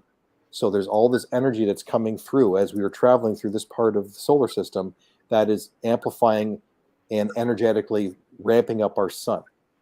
And they are afraid that we're going to have a micronova. Okay?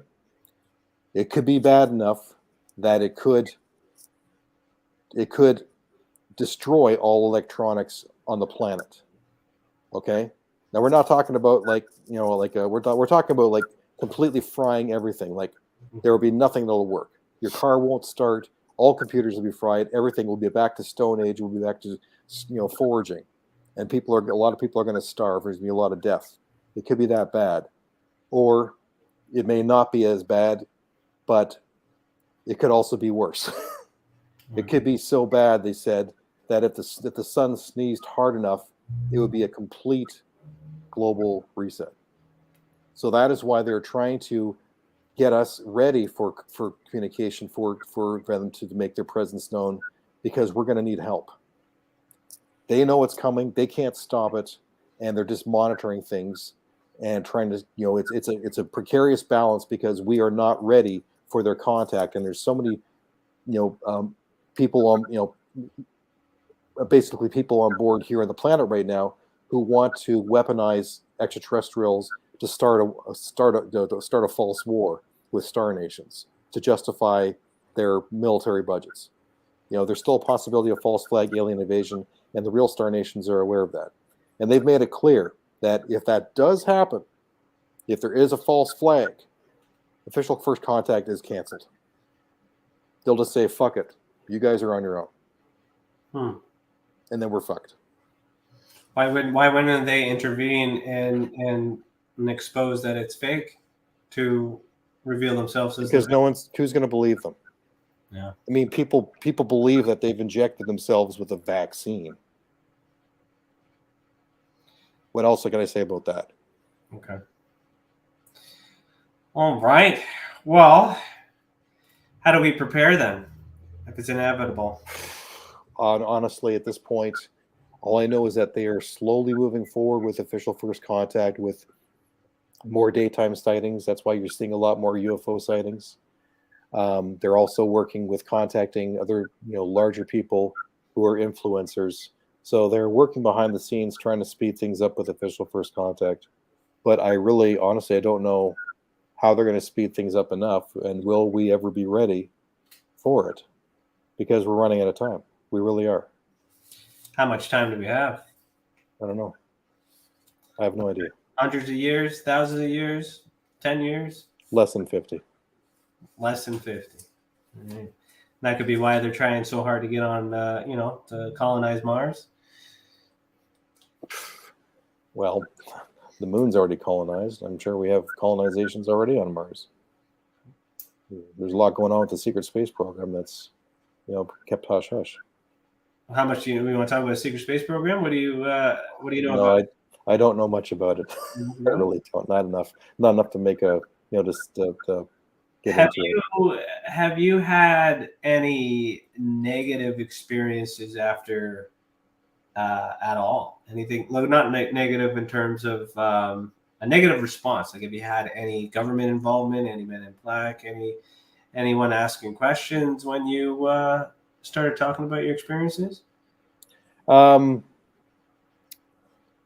Not like that. Okay. No, not like that. No, then anything close to that? Like what were we thinking of? Where were you comparing it to?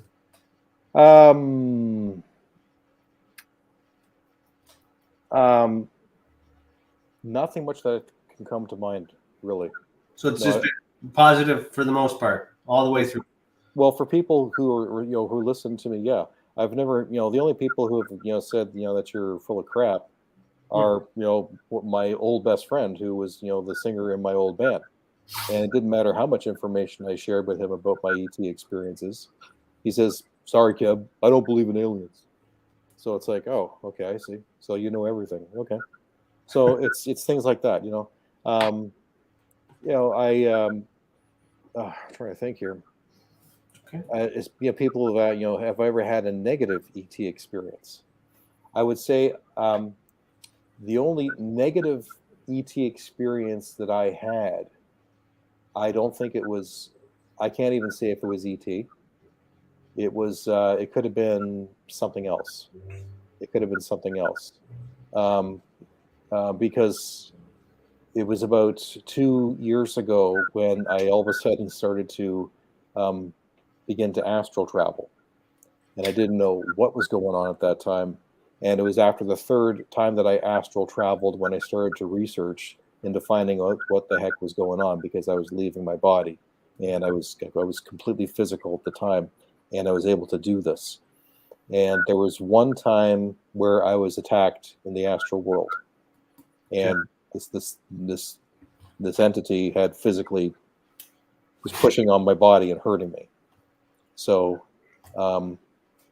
it happened one time, and I thought it was a warning, but then it happened 6 months later. But this time he did not anticipate what happened next, because that time I had practiced enough astral travel that I actually left my physical body, reached down and grabbed him. And then I had him in my arm, pinned him, and I was actually looking at him.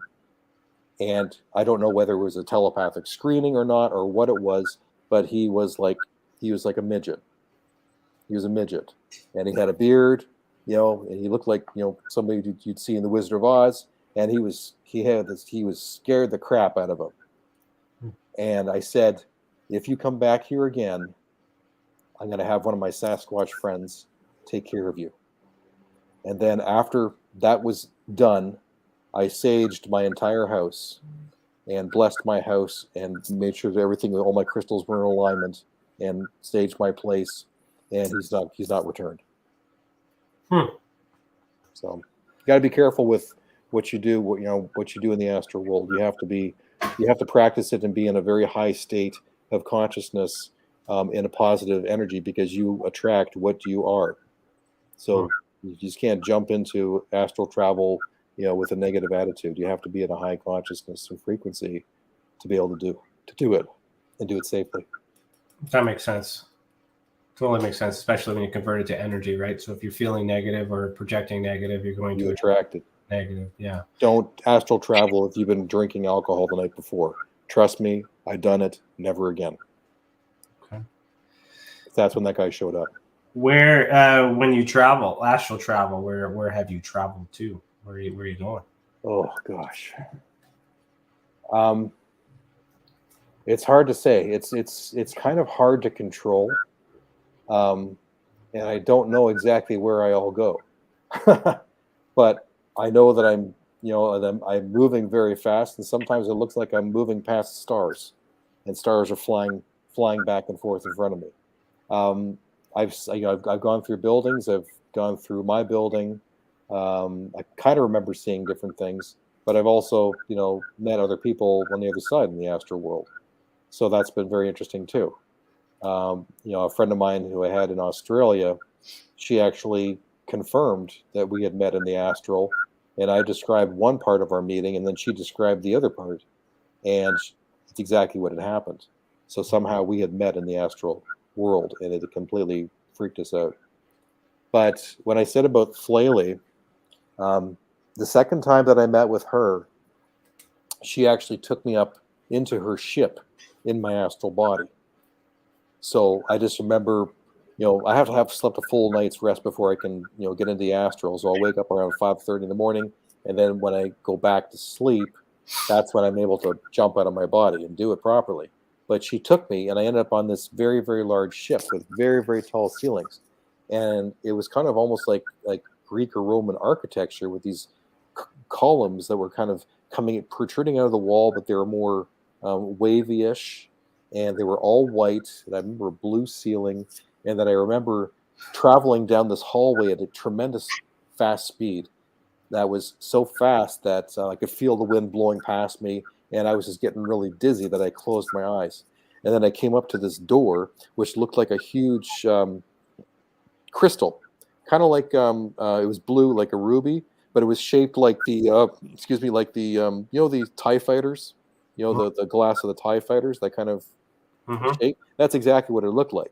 And then it kind of split in half, and then it opened up like that. And then there was a smaller room in the inside, and then I could see 3 figures with blue skin and big heads, and they were all wearing white bodysuits. And then I walked into this room, and then one approached me. I couldn't see her face. Her face was kind of blurred.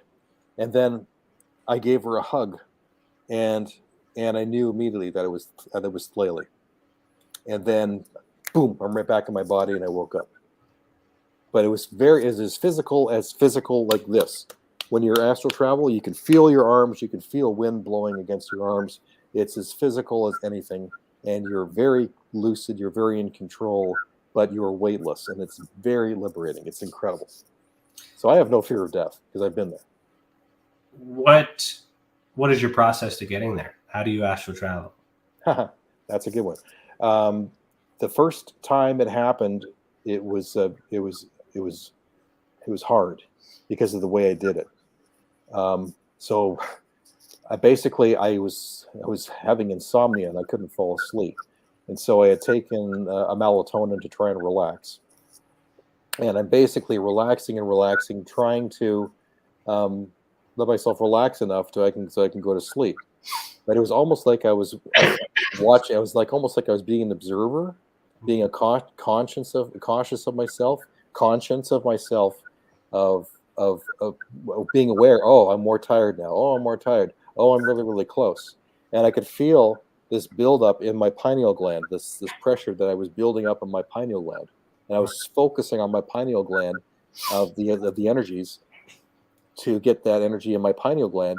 And then as I was just in the process of just about to fall asleep, boom, I fell out the back of my body at feels like hundreds of miles an hour, and I was like doing a high dive off of a board backwards, and then flying really fast, and I was out of my body, and I felt like Superman. I was flying, and then I realized, wait a second, I'm not dreaming. What the heck is going on here? And then I became paranoid, because at the same time that I'm doing this, I was aware of my body back in bed, and I could hear the fan in my room still blowing. And it was like I went back to check on myself. Now I'm still out there flying, but some other part of me was able to go back and check on myself, to listen and look around the room, because I thought I heard somebody in the room at that point. And then when I realized that there wasn't anybody there, then I felt safe, and then I just went out back and started flying. Now the crazy thing was, the next morning, because I thought I heard somebody standing next to my dresser, and that's why I went to check on my body. The next morning, when I was looking in my bedroom, I found on the floor, right in the spot where I thought I heard somebody, this little black stone that had never been there before. I have no idea where this black stone came from. It was the strangest thing. It's like, what the heck is this black stone doing here?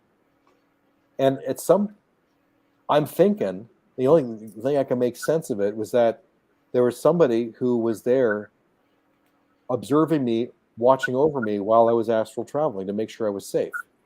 And they left that just as a little token to let you know that, no, you weren't crazy. Somebody was here watching and keeping an eye on you. So I still keep that. I still have that black stone.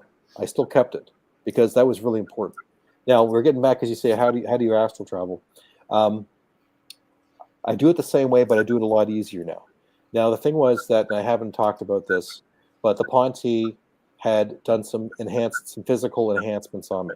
Okay, this goes back several years, where I had woken up one morning to liquid draining out of my left ear. Oh yeah, I remember the blood on the pillow. Yeah, that's it. Yeah. Yes. Yeah. I forgot about that. Yes. Yeah. So that actually wasn't blood. That was like some kind of liquid that they put in my head that end up clearing out a lot of the heavy metals and toxins and fluoride that was in my brain, and they left that stain. And my friend in Australia, he had the same procedure done to him too, because he confirmed it.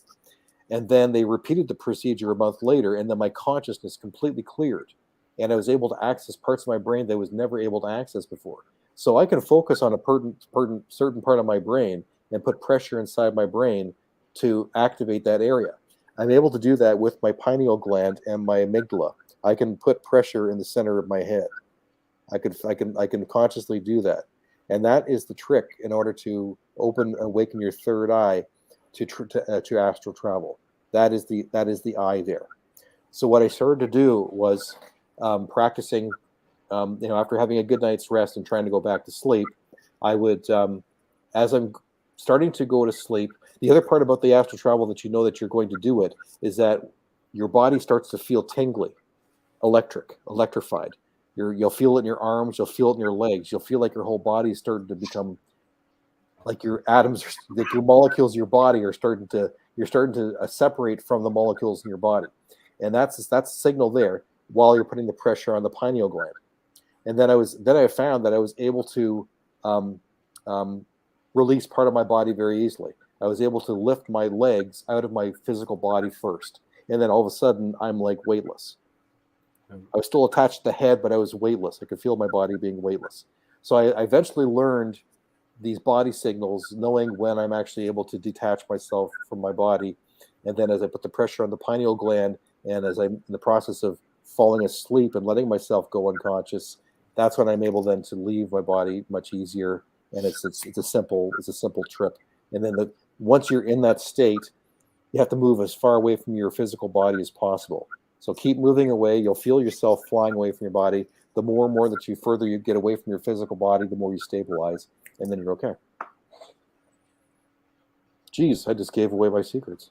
It was interesting with the energy kind of type feeling, electric type feeling. I don't know if it was astral travel, but I do remember some stages in my life. I had these reoccurring dreams where I would see this it was like I just call it the purple doorway. Like it was just, if you can imagine like like, you know, looking out at the galaxy and you see all the stars, but like static, like a purple static actually. Right.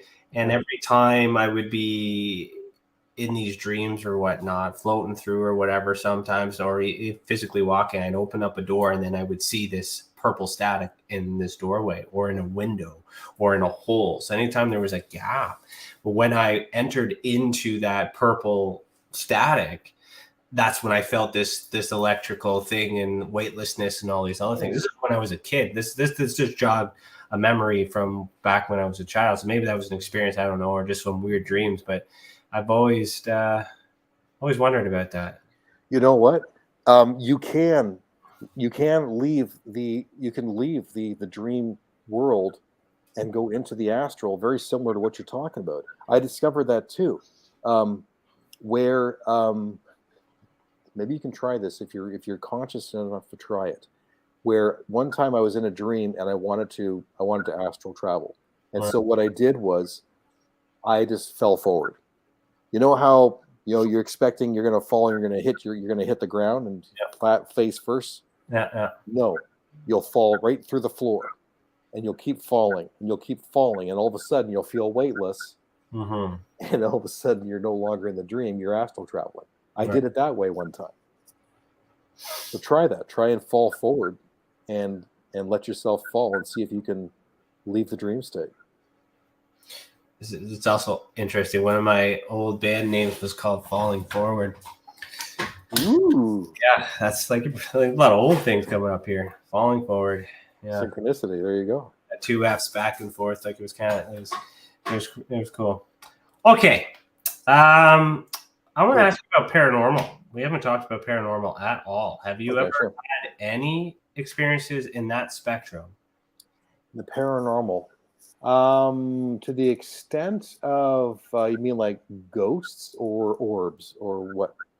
Well, paranormal simply means not normal. So technically what you just talked about is paranormal. But if you want to follow the stereotype, then yes, ghosts and moving objects, all those things. Sure. Okay. All right. I haven't had an experience with like moving objects. Well,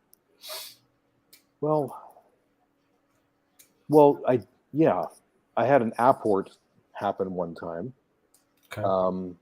So that was very interesting. Happened in my apartment, where I had this small little glass filter. It was for like a pipe, but it was like a glass filter for it, and I was cleaning out the pipe, and the glass filter accidentally fell down the sink. Okay, it went in the sink. It was gone. And then a couple weeks later, don't know how it happened, I went to go open my window of my apartment, and there on the windowsill was that filter. Weird. Yeah. I cannot explain that. I've had that happen. I've had some Mandela effects happen that completely freaked me right out. Personal Mandela effects. One being when I moved to this condo here. There's one thing that I asked from my ex, and that was we had a whole bunch of champagne flutes, and there was two sets of champagne flutes that I wanted. Now we all know all of our champagne flute sets because we used them every single New Year's, right? So she gave me two sets that I asked for, but then there was an extra champagne flute that was put in there. And I look at the champagne flute, and it says, Class of 96, Glennon College, York University, from our graduation. We never got champagne flutes for our graduation. Oh, that's weird. We graduated like 25, 30 years ago. I'm looking at this going, what the heck is this? I've never seen this before in my life. So I give her a call. I say, what is this? And she says, well, we had a set, and I kept mine, and I thought you'd like to have yours. And I said, we never got champagne flutes for our graduation. It was a Mandela effect. It's scary. It freaks the hell out of me. I can't look at this thing because it doesn't exist. Did she, when she said that to her, did she remember that as well, No. or did she remember getting it? No, there's no comment from her. I mean, she just texts me. She doesn't talk to me, but there's no comment. So I got this champagne flute, which technically doesn't exist. It's a Mandela effect. You know. How do you think? How does that happen? How does that work? How is that possible? The Mandela effect? In your opinion? Oh, geez. I've heard different theories. There's so many different theories that are floating around. You know, some people are saying it's CERN that's screwing around with timelines, which could possibly be a possibility. I've also, read from, the Sasquatch Message to Humanity books, written, which are conversations with the Sasquatch Elder Camus, who talks about because of the planetary shifts that are going right now between third density and fifth density of planet Earth, that it creates these holes in the what do you call that donut? It's a donut of energy. Like a toroidal field? Toroid. That's it. Toroid of spinning energy, of time, of space-time. And he's saying that when we get closer to these splits of 3D energy to 5D energy, you'll sometimes get these toroid glitches, which is what's happening with the Mandela effect. That's what he explained. So there's different theories of what's going on. But when we talk about other paranormal experiences, the other thing that took place that was really incredible is in Chewelah, Washington, 2019. And I was introduced to Darrell Stokes, who has this incredible gift of being able to photograph the unseen world. So he is able to photograph orbs, and he photographs, he has tens of thousands of pictures of orbs. He and I went out one night during that Chewelah conference, and we took over 200 pictures with orbs. And some of these pictures are like, we're talking like tens of thousands of orbs. It looks like a snowstorm, okay? Or one orb that looks like a brain that's hovering over my head. Or another picture he took, which was what do you call it? It was a rainbow that actually descended onto my head. And he took two pictures of it. One was here, and then it descended on my head like this. And then he took another picture of this green orb that flew from behind him. He snapped a picture of it, and then he took another picture of it, and it formed right over my heart. So he's taken like these crazy photographs. And then there's another photograph he took, and I didn't discover it until like a couple years later. But it ended up, he actually photographed a fairy. It was an energetic being with butterfly wings that was as big as my head. It's like, okay, this is not Jurassic Park. This is like, this thing it was at the same level as me. It was flying this way of this large thing. And it's not the first time he's taken pictures of fairies. And I've seen some other pictures people who have taken pictures of fairies. So I know that fairies exist because I've seen them. And I've seen his pictures, and they're all the same. So I'm a believer in fairies. I was so much that doesn't surprise me anymore. So it's interesting how you consider the Mandela effect and fairies to be associated with the word paranormal. So is it possible fairies are extraterrestrial? I don't think they're extraterrestrial. They're known as elementals. Okay. So when I'm learning more, because I got a book that I'm reading about fairies right now, is they're very earth oriented. They protect the earth. They also protect animals. That's kind of their job. But they also apparently they do have magic. They can do things and help people in different ways. Like they can help people financially. They can do all kinds of things. So fairies apparently do have abilities if you believe in them. Okay. If you go to different parts of the world, like Ireland and England, they take fairies extremely seriously. Mm-hmm. You can't joke about them because they can be tricksters too if you're not a good person. Yeah. But I've seen pictures of fairies. I know other people who have had interactions with fairies. Somebody who saw them up in Mount Shasta. They also saw gnomes as well in Mount Shasta. So there's a lot of elementals. There's woodbend people. There's Sasquatch. There's fairies. These are all real. They're actually all real. So then, if not extraterrestrial, then they would be terrestrial, local. Local Here, right? Yes. So if not paranormal, what kind of category would we put them in? That's hard to say. Like a cryptozoology. You're more of an expert than I am. I'm just doing a little brain game, little exercise to see. I have no idea what to categorize woodbend as. I'm always trying to see if gnomes they are connected. Once we understand, these are labels that we apply based on things that we read and based on things that we've learned. Yeah, many perspectives. Cece just said interdimensional, so some of them are interdimensional. Yeah. And these are all characteristics of how and what and all these things of these beings. But it's interesting because if it's extraterrestrial and paranormal and monsters and beings, there's a lot more going on in this world than we know about on a day-to-day. God, there's so much. And nothing surprises me anymore. From the shit that I've seen, what I've experienced, this world is more amazing and less physical than you can even imagine. All right, so we got 2 minutes left. Tell everybody how they can find you. I got your website open. Sure, yeah. That beautiful website, been redone, pyramidsonmars.com. Yeah, check that out. So pyramidsonmars.com. All my music is linked there. That's all. That'll take you to Bandcamp. You can listen to all my albums there. You can purchase my albums either physical, like CDs, or digital. It's all available. I also have guitar lessons from Mars that are available there too. If you want to learn the kind of lead stuff that I do on the guitar, there's lots of music videos from this website as well.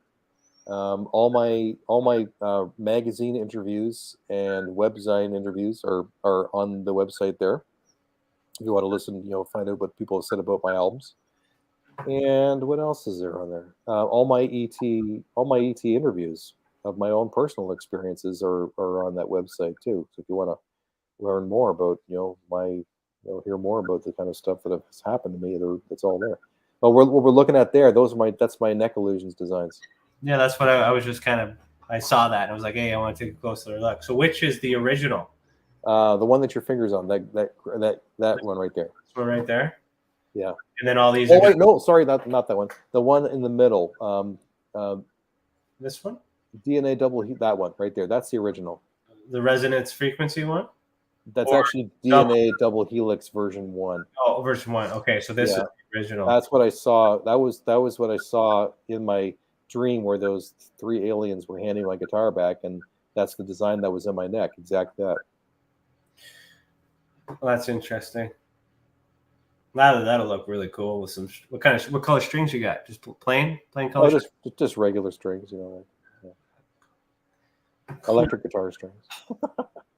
I used to have a yellow Ibanez with lime green strings. It was really? Black and yellow Ibanez. Oh, that's cool. Yeah. Cool, man. So lessons. So you teach people how to shred. Yeah, I teach people about my my lead style. That's kind of geared towards right there. That's violin melodies. A lot of that. A lot of techniques that I've learned from Paul Gilbert and Yngwie Malmsteen and Nicola Paganini, the violin player. So I really love that design on the fretboard. That is. Thank you. On the neck. That's nice. That's cool. I like that. All right, everybody. Thank you so much, Kevin, for being here. And thanks for having me. This is our first episode back after the Christmas break, so it might have been a little bit, too relaxed, maybe too comfortable, because I know you and all these other things. So I want to apologize. But I hope this was good for you, and I appreciate it. If you would like to stick around for the after chat, please stick around, and then we'll include you in the conversation. For those of you who are watching this live, stick around for the after chat as well. We're going to go through the comments and talk and get some updates and whatnot. If you're listening to the audio only replay, head over to youtube.com/The Experiencer Support Association so you can get the extra bonus footage. All right. Have a good day. Thanks for watching, everybody. Keep your eyes in the sky and heed the world. That's it, everybody. That is a wrap. That is the end of it all. Thank you for joining me tonight. I look forward to seeing you back next week, where we'll continue to have this conversation deep down into the rabbit hole in which we call the ultra spectrum. Thanks for joining us. I said that already. Oh well, fuck it. Heed the world.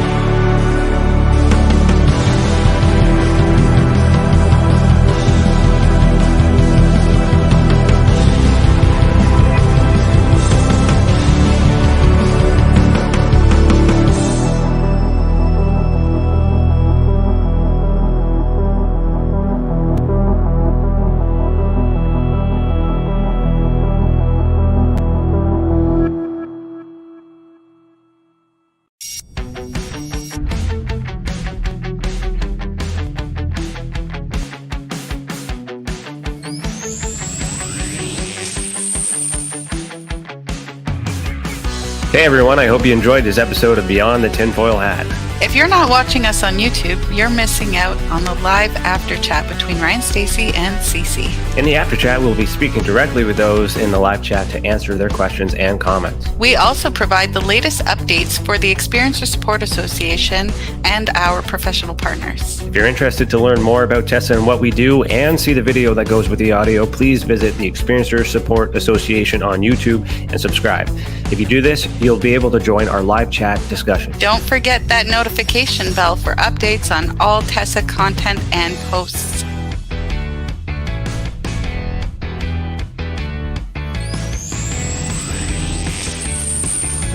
Consider becoming a member of the Tessa channel for additional perks and exclusive content. You can find us at www.experiencersupport.org to learn more about the work we do and the support we offer for experiencers and the resources and content available for these researchers, investigators, and enthusiasts of paranormal phenomena. You are not alone, and we believe you. Thanks for tuning in. Keep your eyes in the sky and Heed the world. Hello. Hello, I had you on mute. One second. Hello, everybody. Welcome to the after chat. Kevin's still here. Awesome. Cece, good to see you after the holidays. Yeah. A long break, but it was a nice break. And thank you so much for kicking ass while I was on break because I wasn't having it. How was the break for you? Well, I had 17 puppies, one miracle batch that makes no sense to anything I know. So we're calling that one our paranormal litter. And so we've got 2 litters of puppies, and it's been quite intense. And so it's been keeping me busy for sure. Right on. I was sick my whole holidays. Kevin, did you take holidays over the Christmas break? Yeah, I had 2 weeks off. I Yeah. didn't do too much. It was really nice. Yeah. My body just shut down. I had nothing to do. I worked so hard to have nothing to do. And then my body's like, okay, good. We can get them. You know, here's like 8 years of sickness that you behind on. Yeah. Let's get an upgrade, you know, but I still have that dry cough, which kind of sucks. All right. Well, what we normally do, Kevin, in this after chat is we talk about what we feel, what we liked, what we did, what we liked about the show because you're here. And I also noticed that Cece had mentioned in one of her comments that she had an experience about your music, from your music. So, Cece, if you're willing, could you share that? Yeah, it's a little personal, so I'll keep it kind of tight here. But more or less, like, I didn't read up too much about, the like influence of whales and the connection to, I guess you would say, the water element that your music might have, right? Yeah. And I was taking a spiritual bath. I had like intentions of meditating and all this. And I chose to put your music on. I had already listened to it and really enjoyed it for focusing and working. And then I had just like a ton of download experiences, and it was just like a very interesting kind of like womb like experience, and it was very ET related. Wow. And it was validation for me because I've been kind of expelling the idea of being a starseed. Like I've just hated, I don't know why I've hated that label. And more or less I've just adopted the idea that, you know, maybe I have a connection to extraterrestrials because I'm obviously having these experiences very one-on-one. And then recently had a psychic reading done, and they were like, "You're a starseed," basically, really bluntly to my face. And then I had this experience that was just like out of this world, you could say. But I was obviously in the bath setting. And the one interesting thing was it was like telepathic thought processes that I was having. And they were validating it through stopping and starting the music. So it was kind of very creepy because your music can be very like loud and abrupt if you stop and go like that.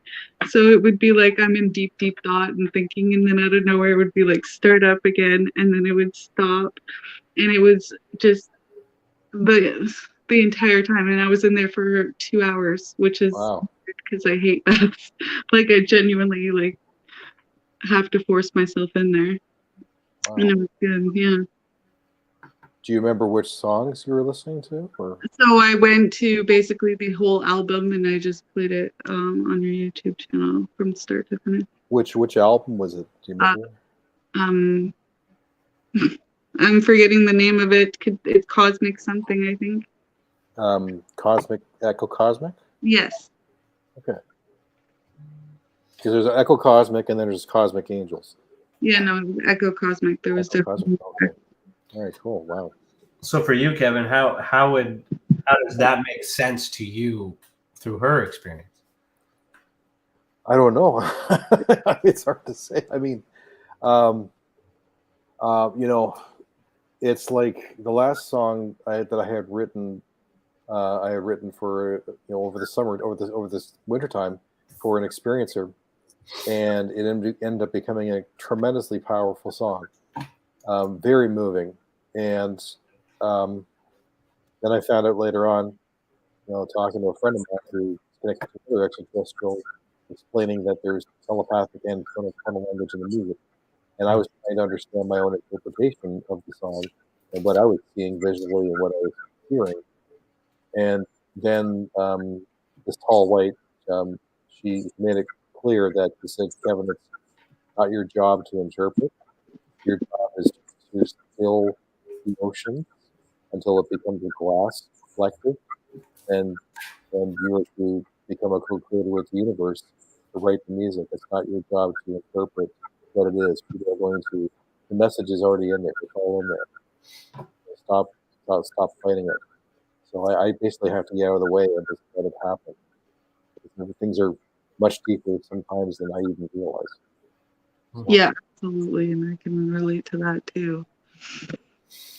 One thing you said during your interview, Kevin, when you were speaking about your experience with meeting Ryan, which was very cool, was the feeling of, you know, having another entity enter your body, and like how you're aware, but you know you're also aware you don't really have control, but simultaneously having telepathic communications with the being that's taking control. Yeah. And I could relate to that. In fact, I've maybe neglected or maybe rejected some experiences that may have been extraterrestrial in nature, thinking it was paranormal in nature in my past. Hmm. Interesting. All right. Let's so I forgot to say hello to our fans. We got 8 people in the chat. Yeah, let's say hello to those people. Hello. So Stronger Together, you are our newest member. Thank you so much for being here, if you are still here. And okay, so we got Cece, obviously. Hi, Cece. Lisa. Hi, Lisa. I hope you had a really good Christmas break. I see you in the chat. Michael Jagger. Hello, sir. So mote it be. Good to see you. Let's rock. Fellow Mason, that guy. And who else do we got here? I think my name is Ray popped in. Hey, how you doing, man? Good to see you. Hope you had a good break. And ICAS says, interesting conversation, guys. Thank you. So if any of you guys have any questions while we're still here, ask them. So what kind of updates we got for Tessa? Anything? Well, we have Experiencers Anonymous scheduled for January 25th. I was right. Yes. 7 p.m. So the final Wednesday of the month yet. Yeah. So for that, and then obviously coming up for next week on Beyond the TinFoil Hat, we have Peter Benson, who's going to be coming, and he's got an engineering background, talk a little bit of tech and also a little bit of woo, I think. So it'll be interesting. Cool. Tech and woo-woo. Okay. All right. Well, one thing I wanted to talk about, I was going to and I was hoping Kevin would be here for it, is we spent a lot of time talking about the Alien Cosmic Expo. And Lisa had commented, there are no ACE in Canada lately. I have been going to the States for conventions and will be this year. So she's Canadian as well. She's we've spoken about it many times, and we're trying really hard to set the groundwork to start the conference again. So for those who don't know, Alien Cosmic Expo has finished, and Joanne Eady has passed that torch to me, and we're rebranding the name to Interconnected, a UFO and Paranormal Retreat. So we've been trying to find a location to do it. We may have to find another location. Like, we're going to have to figure out those details. And if we can get that done, our goal is to start it up again. But we're not going to have the Dolans and the Greers and Grant Cameron, because she didn't hand me the budget. She just gave me the name. So we're going to have to build back up again. Kevin, being at the Alien Cosmic Expo, pros and cons, what you liked, what you didn't like, and what you would like to see in this reboot. Because on top of the MUFON stuff, I was the marketing director and all this other stuff, and keeping everything involved to bring everybody there and all the stuff that happened behind the scenes. Mm-hmm. So I can still run it the same way, but I don't know what the people want. So blank slate, new event. How would you run it? Oh my goodness. How would I run it? Oh my God. What would you like to see? What kind of experience would you like to have? Yeah. Well, I really enjoyed, having, the speakers that, like Grant Cameron and Travis Walton is fantastic, and Linda Moulton Howe, and they had a lot to offer. Your talk when I first met you was excellent. I also know that experiencers like to have a chance to have a floor, because they had the experience. They usually had that on the Friday nights where experiencers were able to get up and talk about their experience. That's very important, because a lot of people need to have that, where they get the chance to tell their stories. Yeah, Leslie and Wes did the experiencer. The experiencer session in the mornings. Yeah. They did, but I found that they ended up kind of taking more of the floor and not giving the experiencers enough time. That's the one thing that kind of frustrated me. When I first, the first couple ACE that I had gone to, those floors, I ended up making friends who became really close friends, who I'm still close with today. Who I've worked with hand in hand since, because I found my tribe there. So you have no idea how powerful the impact is for those experiencer support groups, letting people to talk about their experiences, because I made huge amounts of friends at those beings that at those conventions. Mm-hmm. So I'm also trying to think of who. Well, as it comes up too. So, Stacey, what about you? Have you ever been to a UFO paranormal conference, anything of those sorts? I haven't. The closest I got, ironically enough, I used to work at a hotel in my younger years.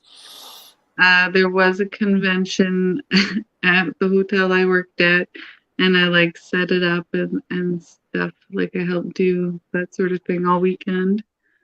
But I wasn't involved in it or anything. I overheard a few things, but back then I was absolutely, I wouldn't say, I thought it was a little silly. Yeah. I was kind of like, oh, this is interesting to listen to, but it didn't resonate with me at the time. And, I'm not sure why.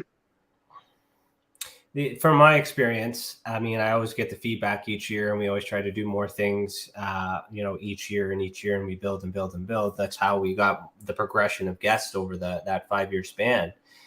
But what you said about not enough focus and time on the experiencers, like that was a common thing. A lot of people, like sure, you go in and you hear these lectures, but there are people that show up that don't know them. Like as much as Grant Cameron is in our circle and we're quite familiar with the work that he does, to some people, they don't even know who he is, and then they're just curious and they're coming and they're looking for answers. And a lot of them spend time with the vendors. A lot of them spend time, with the mingling and the conversation with each other, and didn't even see any of the speakers. So on to that, I really enjoyed those engagements. My favorite part of these events was not the presentation part. It was the after it was all done, when we're socializing at the bar, or we're socializing in an event, and we're sharing and we're trading and we're being people, those kinds of experiences. So we're floating around some ideas about how to make it more involved. One of those ideas was to, especially for the Friday night, to have some sort of entertainment. And then I remember we spoke in the past about the possibility of you playing. Is that something you still be interested in? I know I got you on the spot, but yeah, no, actually I am. Yeah, so that is something that I thought would be good. It'd be absolutely beautiful. And there's other musicians out there that have this muse, and it might be interesting to have some sort of experience or showcase too, because I want to focus around the people, because the people who come to these things are experiencers, right?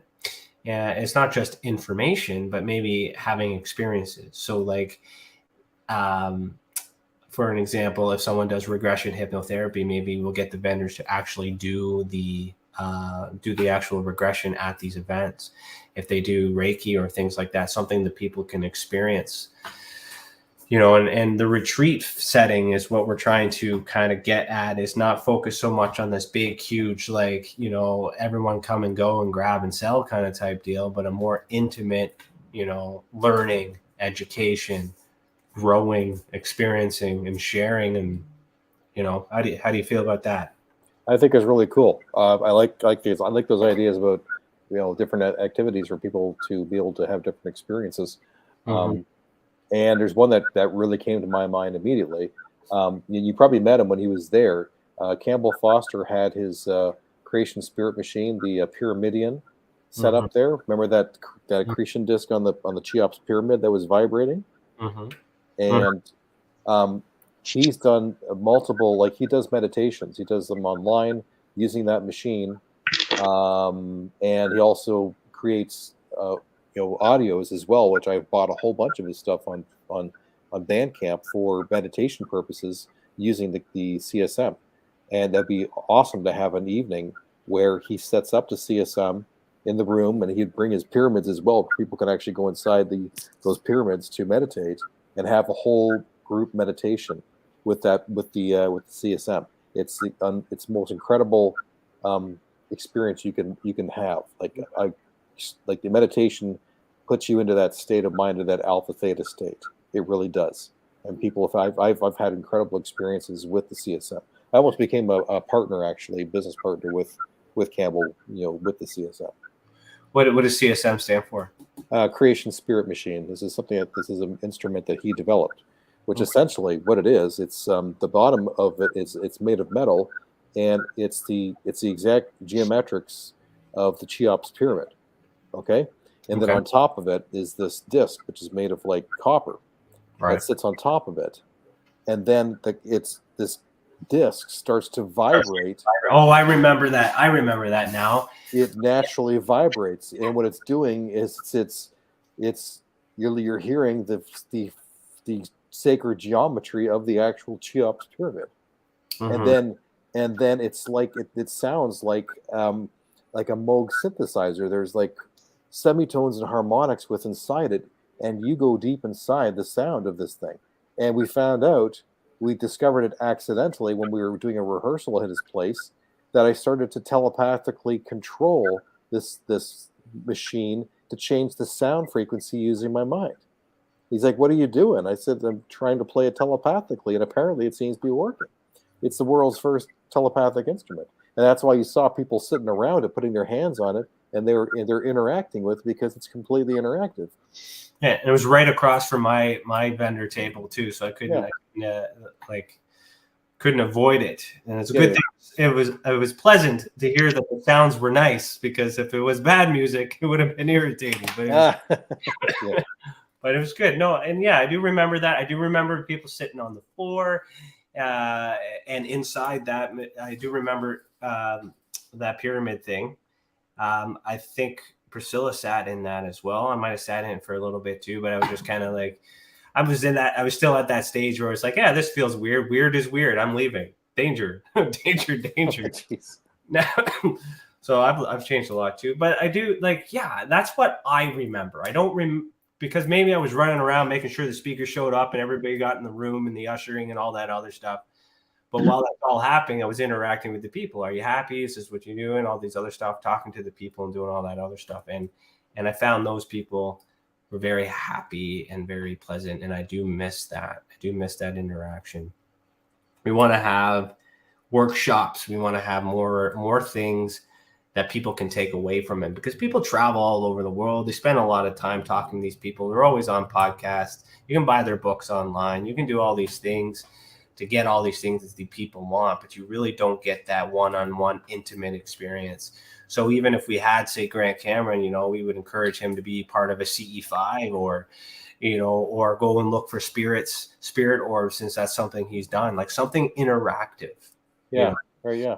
We're at the hotel, but tonight, if anyone wants to sign up, and we're going to go for a spirit walk or something, and then it's kind of like excursions, if you will. I think that's great. Yeah, that and doing a CE5 outside or something like that for people. Yeah, that's something that is definitely weather permitting, of course.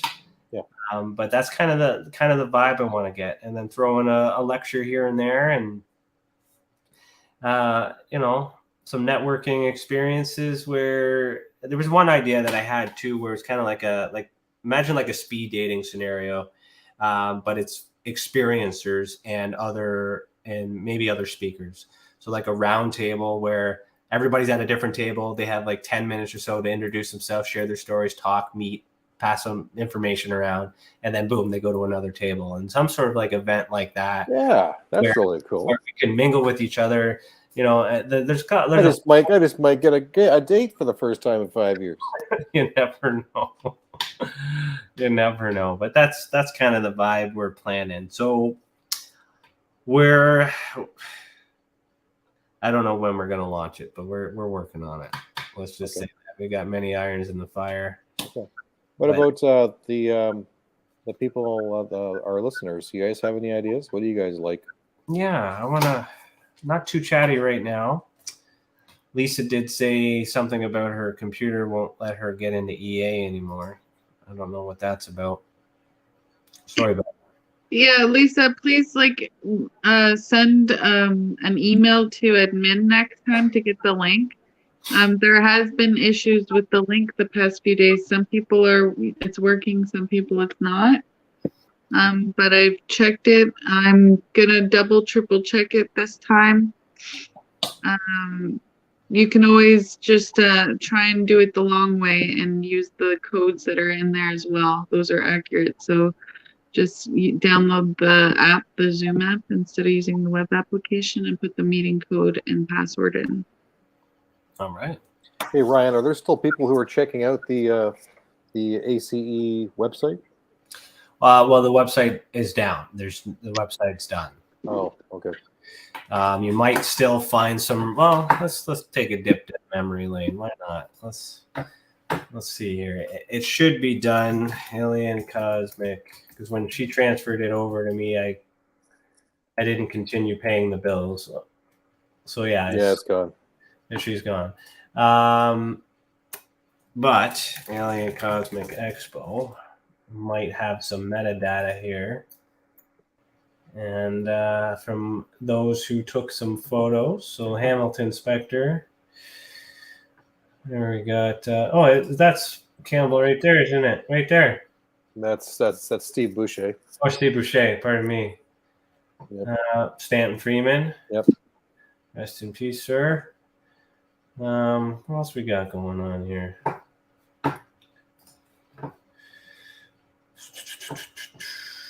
Victor Vigiani. Yep. And there's Travis Walton over there. Richard Dolan. Yeah, we had Stephen Bassett too. That was like the first year. We had You could probably still get Jason Quitt to come back, maybe. Yeah, he's local too. Jason Quitt will probably come. How many years was Ace going? Started in 2015. So it went until 19. So it was 15, 16, 17, 18, 19. So technically 5 years. And then it's been almost 5 years since the last one. Yeah. Well, I could be a presenter because there's enough for me to talk about the Ponte. There we go. We got it documented and recorded. Signed contract right there. Done. I would love to learn more about the Ponte. Sounds very interesting. I did my first presentation at the Stargate to the Cosmos in Albuquerque, New Mexico. That was run by Janet and Sasha Lesson. So I did a full presentation there. 2 presentations actually. Yeah. And the Ponte actually censored part of my presentation. You mentioned too, Kevin, that you've never had any fear speaking about your experiences, and that you kind of felt that was part of your mission. Yeah. And I almost kind of, in a way, felt jealous of that because I wish I had that in me. And I think I would be way further ahead had I taken that approach to where I am right now. If I, fear prevents us, it blocks us. And once you start to realize that, because that's truly what blocks you from connecting, right? It's all about fear of having fear. I can also tell you the other reason why I do not have any fear is because, and this came to a revelation to me because of Ryan, actually, was when I spoke to him. It was what I said. That it was 8 months later that I reflected on exactly what I had said. And I had said, these are Alpha Draconians. These are my people, and we are listening. I didn't say these are his people. The guy who was inside me. I said, these are my people.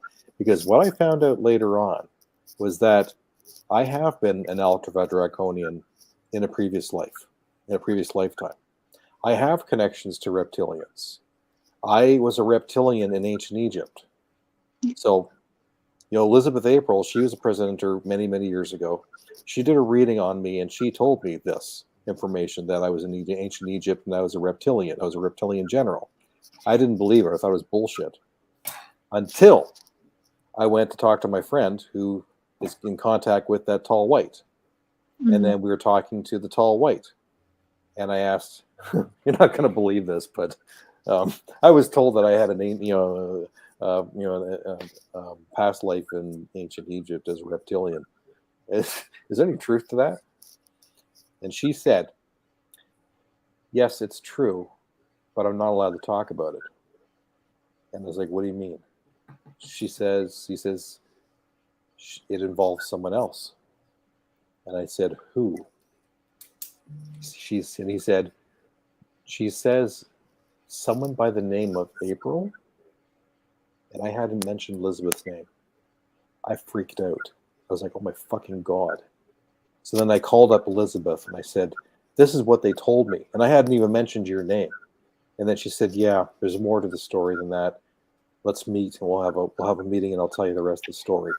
And so then she and I met in Burlington at a Starbucks, and we had a private conversation about more information about what took place in ancient Egypt, which I'm not privy to tell anybody about. But the thing was that I got confirmation from 2 different people that that was true. And then another time happened as well where we had our experiencer group, our Toronto experiencer group, and Elizabeth April was the guest speaker. And then I felt all of a sudden, I felt that same kind of energy coming through me that I did when that draconian was coming through me. And I felt that energy coming through again.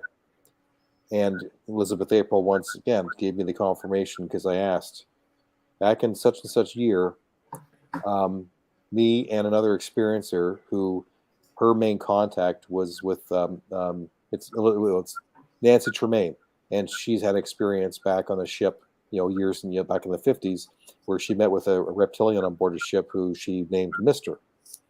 And that summer, both her and I, our eyes turned to green.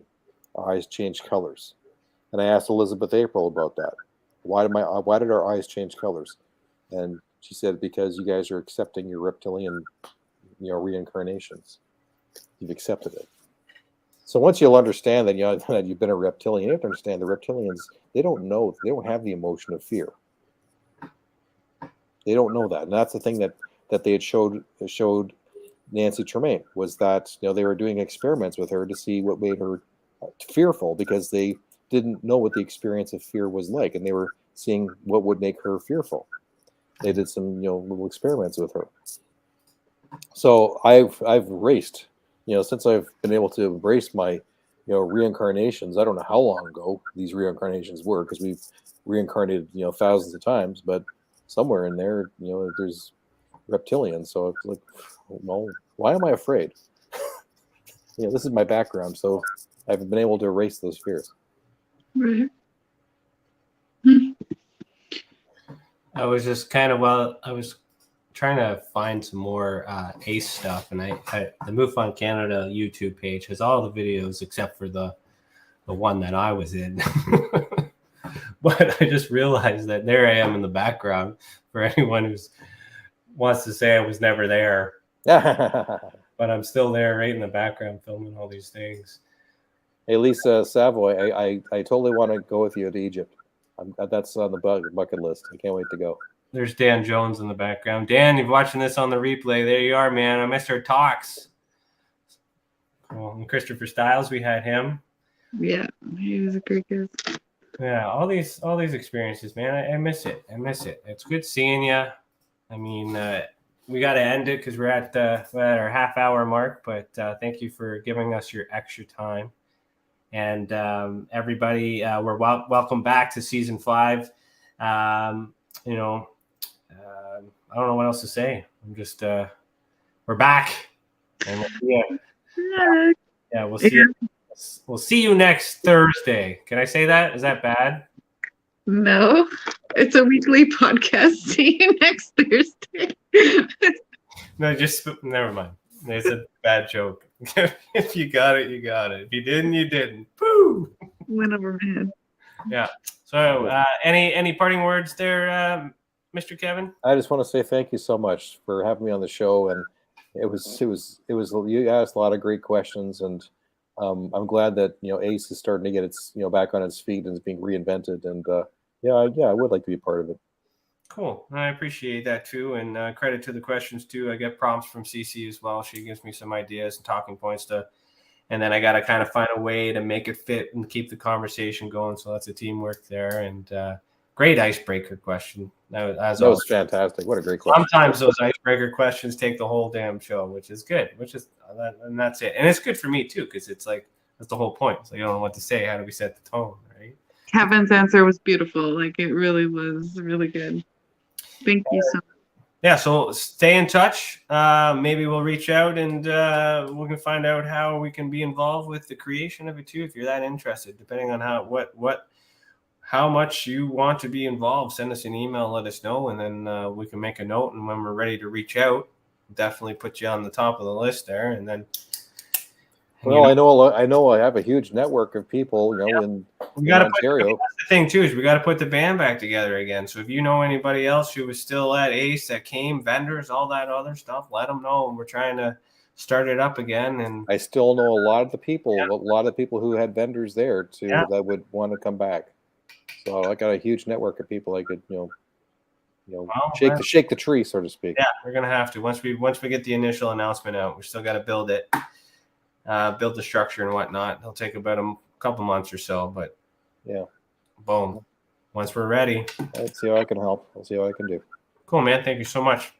All right, everybody. Thanks for watching. Keep your eyes in the sky. Heed the world.